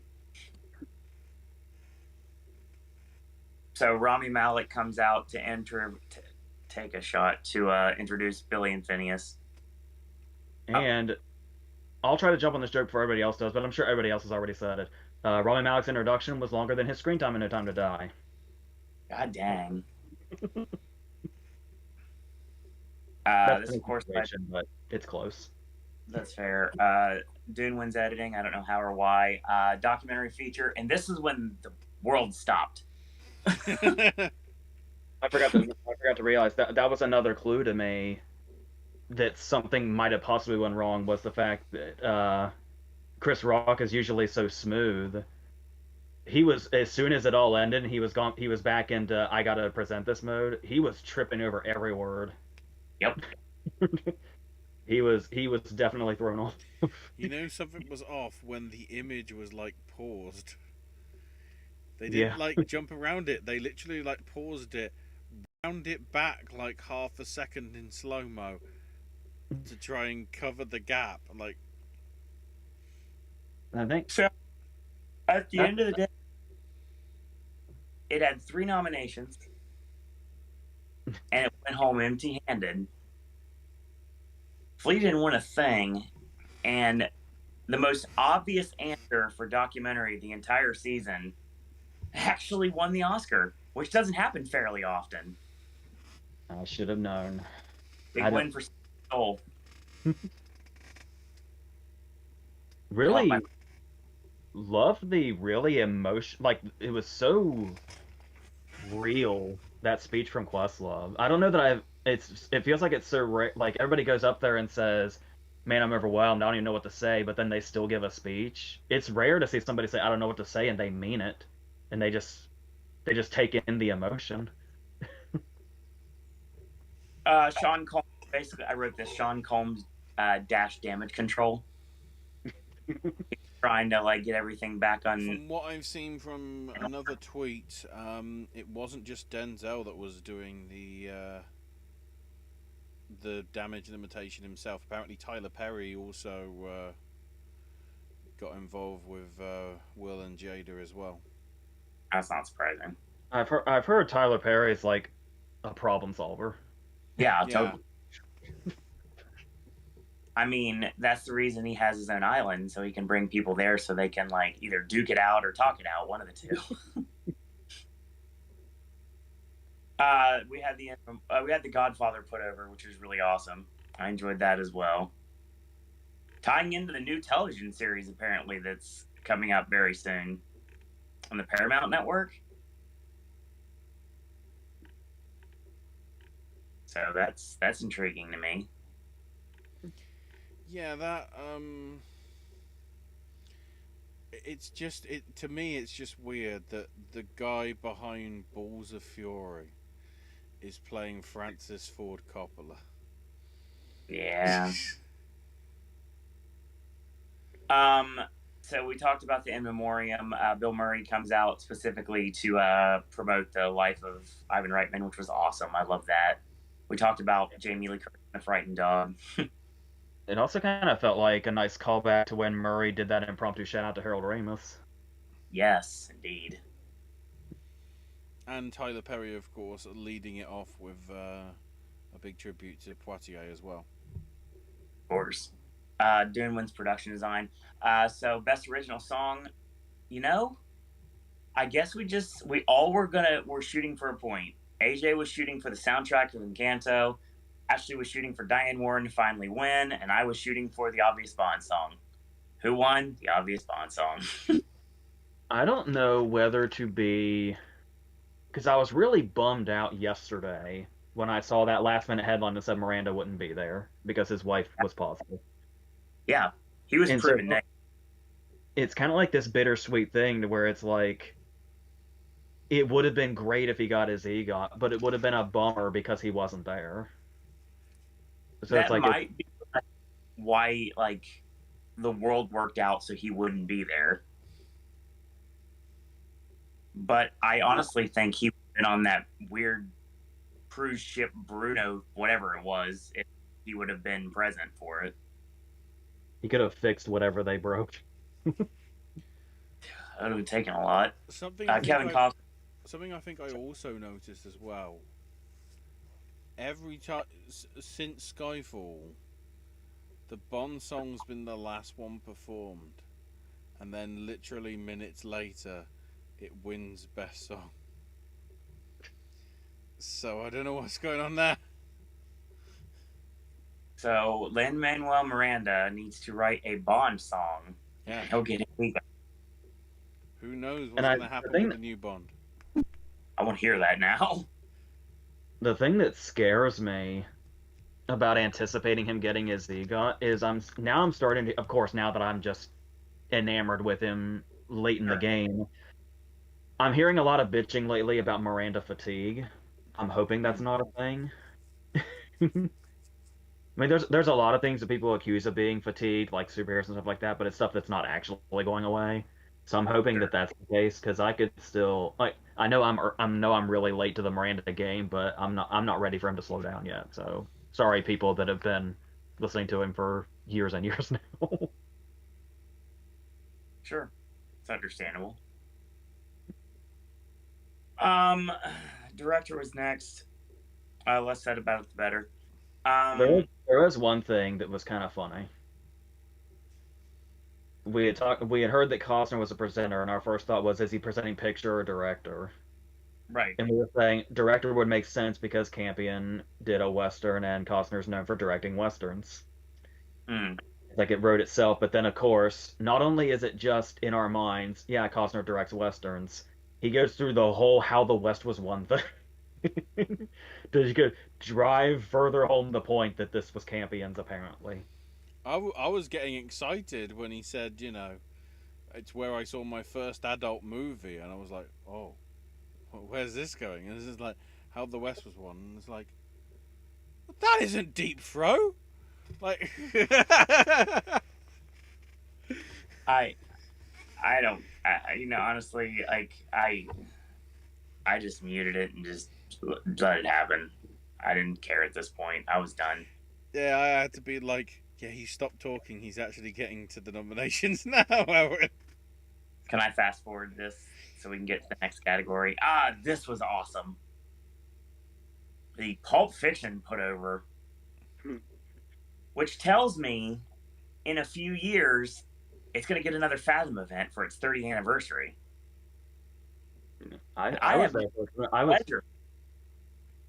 When I saw it, it was the 20th anniversary of Reservoir Dogs, and then a couple of days later they went ahead and played Pulp Fiction. That's how I saw Pulp Fiction in a theater. So I have not had the pleasure yet because I wasn't able to go when you went. So I am very excited about the prospect of getting to see Pulp Fiction theatrically. 100%. I saw both of those when they happened. I'm kind of surprised Reservoir Dogs didn't get one this year then. Yeah. Can For you, the 30th. Yeah. Owen, can you please bring up what you said about Travolta? What did I say about Travolta? I said he looked like a Bond villain for starters. What are you referring to? Because go ahead. $1 million. Yeah. You said he looked like Dr. Evil more than Blofeld. Like, He did have like a Daryl Hammond, like Sean Connery look going for him. Honestly, he really did. Yeah, I appreciate the reunion. I appreciate the dancing. I appreciate the case. But at the same time, it was like, so this is what my all-time favorite movie would look like as shitty awards banter. Yes. Yes. Yeah. So much I appreciated, but yeah, still awards banter. it's all this razzmatazz to somebody who 20 minutes ago literally physically assaulted somebody. God. And the Oscar goes to Brian Logan. Comedy for me is still comedy. My trainer, I'm allowed to say that. Yeah, Will Smith wins for King Richard. Shock of no one. So yeah, very solemn moment, very awkward moment. We already talked about it during the beginning of the show. If we end up saying more about it tomorrow during the whatever you want to call the hangout QA, let's get ready for the Popcast Movie Club. All this wrapped into one we're gonna do tomorrow night, or tonight in this case. That aside, I think we said what we need to say about that. Literally, just to reiterate, just really quickly, just the whole thing where it was like, where when we figured he was probably going to get emotional because that's him. yeah. But the fact that he was emotional by the time he got up there. He was emotional during King Richard's like when they showed the King Richard clip and then it cut to him. He was already like crying. Did you have the same glitchy effects that I had? Because obviously I was watching a stream because I don't have access to cable or like actual television. But at the end of the day, AJ, were you getting the little clip skis where like we were going to like little like parts where it showed like the Oscar logo during his speech like a couple times? Yep, I couldn't tell if they were anticipating something going down again or because it was like, yeah, because like I was saying, when they were cutting around when the thing was actually happening, I thought they were just going like if it had been a bit, if like, Smith and Rock got carried away with their bit and they forgot they were on live TV, so they were trying to cover it up with censors before we realized how real it was what I thought all the cutting around was. But yeah, but like I was saying, now seeing that speech in context with knowing what really happened, the speech suddenly makes a lot more sense because I thought it was just like it seemed like something was off, but it also just seemed like an emotional speech. But yeah, with the added layer of where it was coming from, now it all feels like one big picture. And James says best Oscars ever. I'm sure the ratings are going to say otherwise. Like they matter at this point. On time ratings matter to me is on Thursday mornings. I just want to throw one more little like shouts here. So one of my good, well, not good friends, but one of my acquaintances, somebody that I know from the wrestling business, and that is a pro wrestling lawyer by the name of Smart Mark Sterling, tweeted out a little bit ago. It said, "Are you having trouble going to sleep after being subjected to disgusting acts of violence on national television? Are you suffering from distress after watching the Academy Awards? Are you Chris Rock? Then you could be entitled to compensation. Call 1-347-SMART-40. Right. The We law office. talked about Rock making Jada jokes back at the 2015 Oscars. Correct. With that kind of reaction, are we under the impression they already had beef? It seemed like it. That seems like it was coming from a previous place. That had to have been. So I'm just looking at this, and this is weird. Somebody's clearly had this in reserve and they thought about it.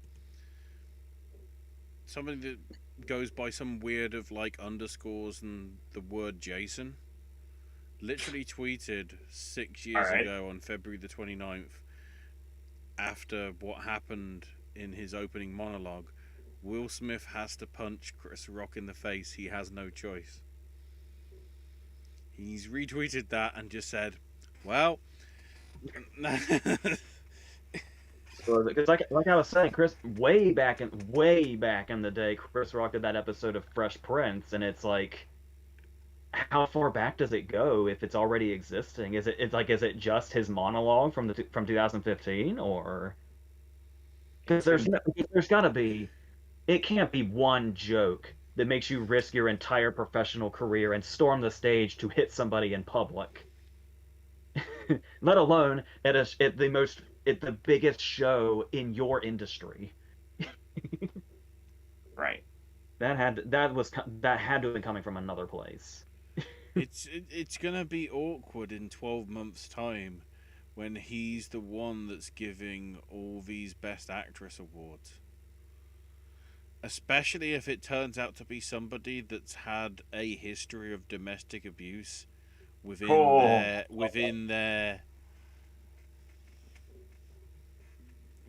Like, life or career, or a character that gets abused in the film and whatever. like the 2017 Oscars when the previous year Casey Affleck won actor, and then it was like, no, you can't come to the next one.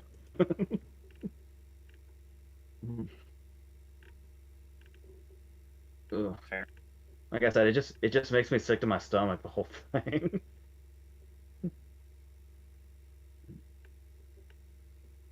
So we move on.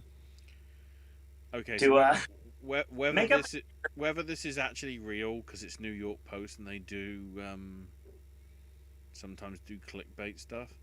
There's some claims that Smith may be asked to hand back his Oscar for breaking the Academy's code of conduct. So he'll be recognised, but he just won't be allowed to have the statue. Possibly. I don't know that that's ever happened, has it? Not that I I'm don't aware think of. anybody has done what Will Smith did, to be fair. Nothing ever seen a assault at the Oscars before. Oh, man. It's not stirring the Kool-Aid right now. So yeah, on another note, apparently makeup and hair is next. The Eyes of Tammy Faye go 2 for 2. And she was there. So whether she popped out to do the red carpet interview afterwards, or whether they recorded that beforehand and then just played it as if it was live. Well, it's funny I mentioned the 2 for 2 because I completely just realizing that I basically just totally just gave away the next win because 2 for 2. You just did a Liza Minnelli. You were too keen. We'll get there. Hopkins presents Jessica Chastain for The Eyes of Tammy Faye. It was really that simple, apparently. But there were a lot of people on the internet trying to convince me that it was going to be Penelope Cruz at the very last minute.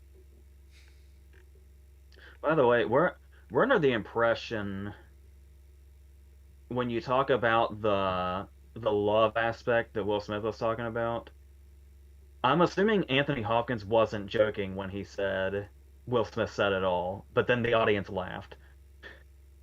No, he definitely wasn't joking, for sure. Yeah. Anthony Hopkins is not the type of person that's going to joke in that sort of way. I can't believe Anthony Hopkins and Judi Dench were here. That's amazing. They're never here. Yeah, I'm sure Judi Dench loved being a part of that wonderful bit in the audience. There's a reason we're not talking about this crap, because there's no reason to. Best Picture. We're already need to take it home at this point, but we have one more commercial break. Nope, who cares? Best Picture. So, obviously promoting Cabaret. So, Liza Minnelli comes out with Lady Gaga.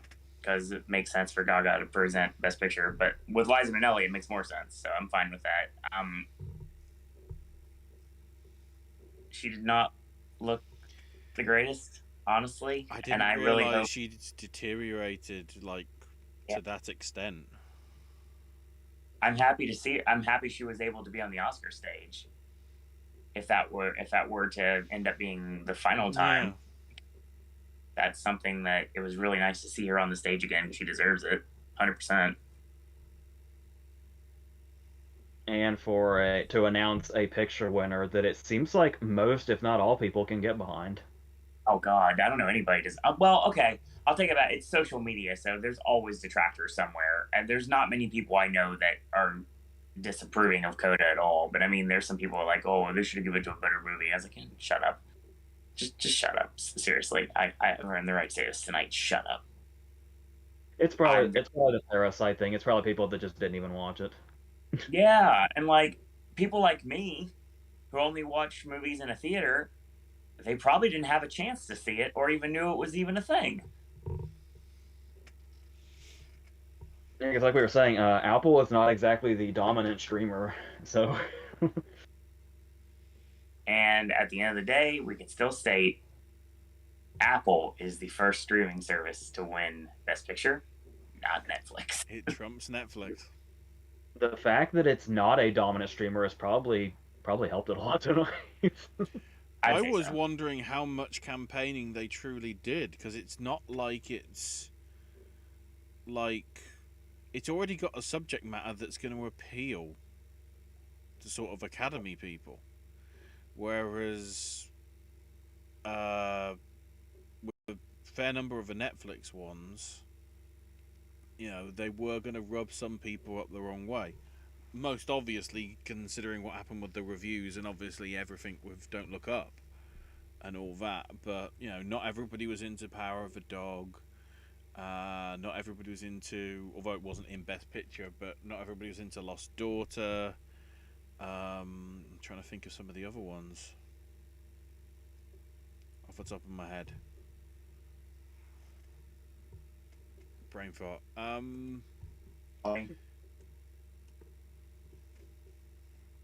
Don't Look Up. Don't Look Up, especially. Yeah, Don't Look Up. Power of the Dog. Lost Daughter. I'm trying to think the other ones. I think that was they were the only major three, right? Yeah, doesn't see any other ones. I'm totally lost what you're talking about, but it's okay. No, but like Netflix, as it's widely promoted and everything, they put a lot of money, like they have done the past couple of years, into trying to get their film be the one that gets Best Picture. Tick, tick, I don't boom. feel Apple did. Yeah, that's the other one. Tick Tick Boom. I don't feel Apple did as much effort, yet they still actually came out with the award. It was organic though. It wasn't forced. Coda 100% was organic. If it was, I'm not trying to make AJ feel worse about this, but I wonder if Tragedy at Macbeth would have won more had it been a Netflix thing rather than Apple. Because Netflix would have had more. Netflix would have campaigned like hell for it. It would have had Apple seems to just let things naturally take its course. Even for the last couple of years, when it's had some documentaries, right? I'm trying to think. I mean, certainly nominated. Are you talking about winning? Certainly nominations, but again, they've never really sort of like to push to try and get a win, even in the lower categories. Icarus was Netflix, wasn't it? Yeah, I think there was one Apple one. I can't remember if it was from last year or the year before. But even when we've seen it with like SAG and whatever, they haven't been really pushy with Morning Show or Not even Ted Lasso. They've just let Ted Lasso become the monolith that it's become. They haven't really. I mean, the amount of times that you see the trailers for the stuff, the first trailers, and they're literally put up only weeks beforehand. I guess that is somewhat similar to Netflix, and they don't try and overly tease stuff. So Kathy Griffin just tweeted out a couple hours ago. Somebody obviously we don't want to think about for the most part, but I mean, she's got a point. Let me tell you something. It's a very bad practice to walk up on stage and physically assault a comedian. Now we all have to worry about who wants to be the next Will Smith in the comedy clubs and theaters. Yeah. Just like every single time that someone jumps the barricade in the wrestling business and they get dealt with because once you step over that barricade, you're fair game. But comedians are not going to throw punches. I wouldn't think. I almost want to cry because this should have been such a triumphant night for him. Yeah, totally.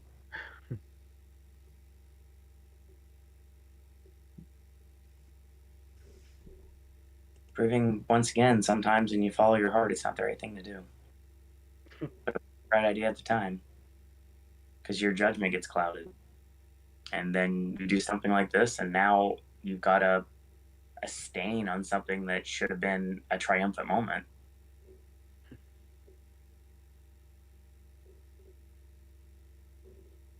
But at the end of the day, James says, no, Coda 1, it's Apple. I don't see the logic here about Macbeth.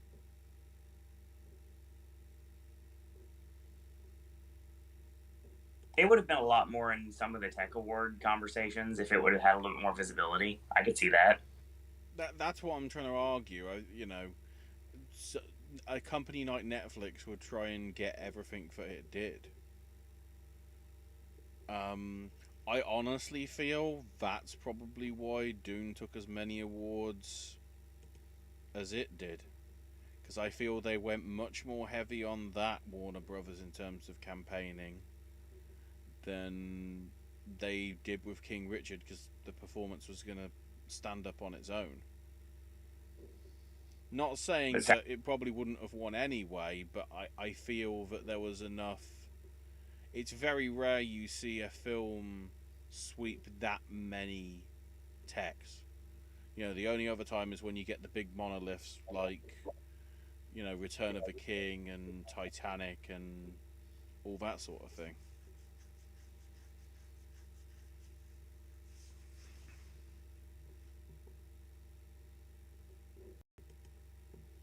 But yeah, with that win for Coda, it's the first film to win Best Picture with 3 or less nominations since Grand Hotel, which also means it's also the first film to win Best Picture without directing or editing nominations, like Grand Hotel was.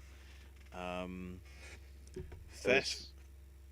always talk about those precedents being broken, and here we go. Not only is it the first Best Picture as a remake of a non-English language film since Departed, but it's also the first film to win Best Picture after skipping all the major autumn-fall festivals since Departed. It's the first film that was a Sundance premiere that's won Best Picture. The first film to win Best Picture without a BAFTA Best Film nomination since 2004's Million Dollar Baby. And the first film to win Best Picture without a DGA nomination since Driving Miss Daisy back in '89. These are all things that AJ and I discussed over phone calls that we were talking about this being a possibility.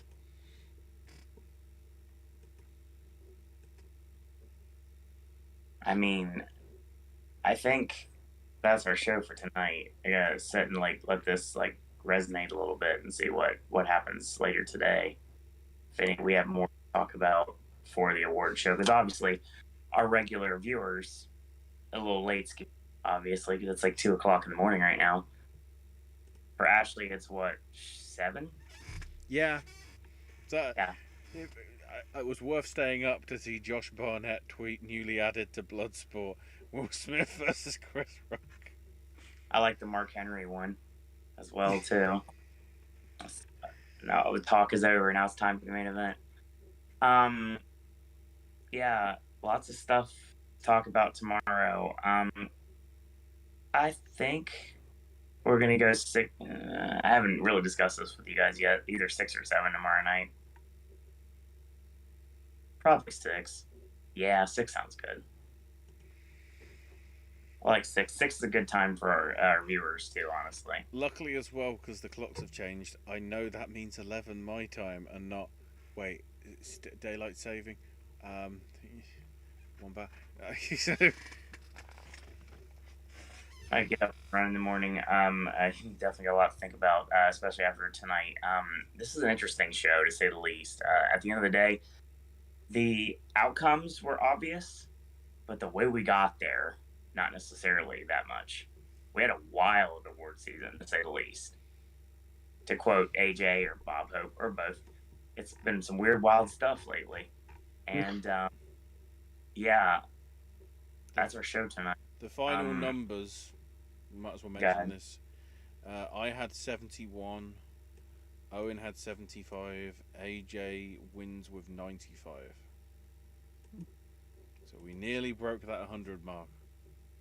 But I can't say the most important thing, but the only thing that gives me a little bit of peace of mind. Yeah.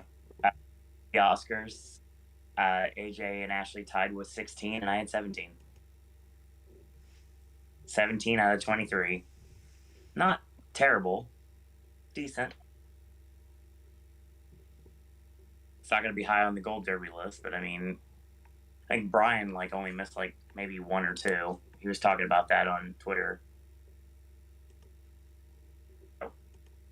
I don't know what Josie and Lorraine and Gabriel or any of the rest of the regulars did, but we'll talk about that tomorrow or today. Go ahead, AJ. I mentioned one more thing I believe you said before we started going live. Okay. That you will be seeing Chris Rock live soon, and I'm very, very jealous. I've made it known. Just in a recent video, I talked about how jealous I was. Super excited about it, actually, especially now. I'd say now we cannot wait for the Chris Rock bit that starts with, did anybody watch the Oscars? It reminds me of when Pee Wee Herman showed up to the MTV Movie Awards. And the first thing he says after his applause died down when, heard any good jokes lately? Everybody pops and says, oh, that's so funny, I forgot to laugh. And if I remember correctly, that was pretty much the end of his humiliation from that. Yeah, 100%. So now we just need. That's what I was trying to figure out how far down the beef goes, because it's like, can we not get Smith and Rock working this out in public? And I only say in public because it happened in public. Or is the beef probably too deep? You do realize if this was 15 years ago, this would be perfect for a season of Celebrity Deathmatch. And that would be the closest thing you'd ever get to it. Well, you know you're in trouble when Smart Mark Sterling's basically saying you could be entitled to compensation. Heck yeah, Marky. Get that money. James says, have you guys seen Grand Hotel? I have. Yeah, I can see my copy of it right here. It's been a while. I actually don't remember it leaving that much of an impression. just Garbo's line, "I want to be alone," is like half of her dialogue. All I'll say is, if you're in the Boston area this Wednesday, that's his first gig after everything that happened. You know what? And I guess I should let it be known real quick. When I say I would like to see them work it out publicly, there's not much that Rock has to say. Rock was doing his job. Comedian, yeah. Rock was doing his job by being Rock. So that's yeah. Now, if all of a sudden this whole tour gets canceled because of everything, that's really gonna suck, because that'd be the second time that I've been slapped in the face with a cancellation. I think venue. If anything, this is going to increase Rock's respect. Probably. I'm sure it will. I'm excited for it. I really am, to say the least. It's going to be fun. So, tomorrow, or should I say today, 6 o'clock p.m. Eastern Standard Time, I guess the fallout from the Oscars. It feels like a wrestling show. Fallout of the Oscars. We've got questions from chat, as always. A little bit more of a hangout, honestly. We're going to hang out with you guys and girls for a little bit, and we're going to talk about the Popcast Movie Club, which is going to be starting next month. So, looking forward to that, too. That's going to be a fun time. AJ gets the network for the next couple days. He's got some reviews coming up on Wednesday and Thursday, I believe.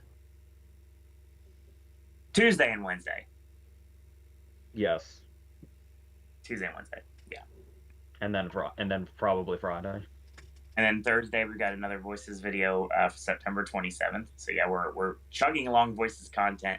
Plenty of sip and snacks still to come in the future. Ashley can be found on Twitter at AshesMyNameUK. More snack stashes coming, more gaming content coming. Ashley's got more videos coming after the award season's over when it's a lot less hectic. There's a snack stash ready to go up. That's our Thursday video, ladies and gentlemen. That's pretty much just dropped. Love that. AJ, of course, cannot be found on social media, and just like Keith Richards cannot be killed by conventional weapons. Needless to say, if you'd like to leave him a comment, you're more than welcome to do so in any video, and we'll get back to you at a nice little video ski somewhere down the line. If you need to find me physically, I'll be in bed hugging all of my entire DVD set of Fresh Prince, just asking why. Why would you do this? We forgot the most important thing. The random thing at the start of Beyonce's music video. Random horse. Joining the cavalcade of animals of the yak in the classroom and the donkey with headphones. Tennis horse. Tennis horse and tall fuck. I'm gonna have to Photoshop that together. When it wasn't announced or anything, I was like, we're building to like the little banter back and forth with like Rosie Perez trying to get between Wesley Snipes and Woody Harrelson. I was thinking we're gonna play horse on the Oscar stage. This is gonna be awesome.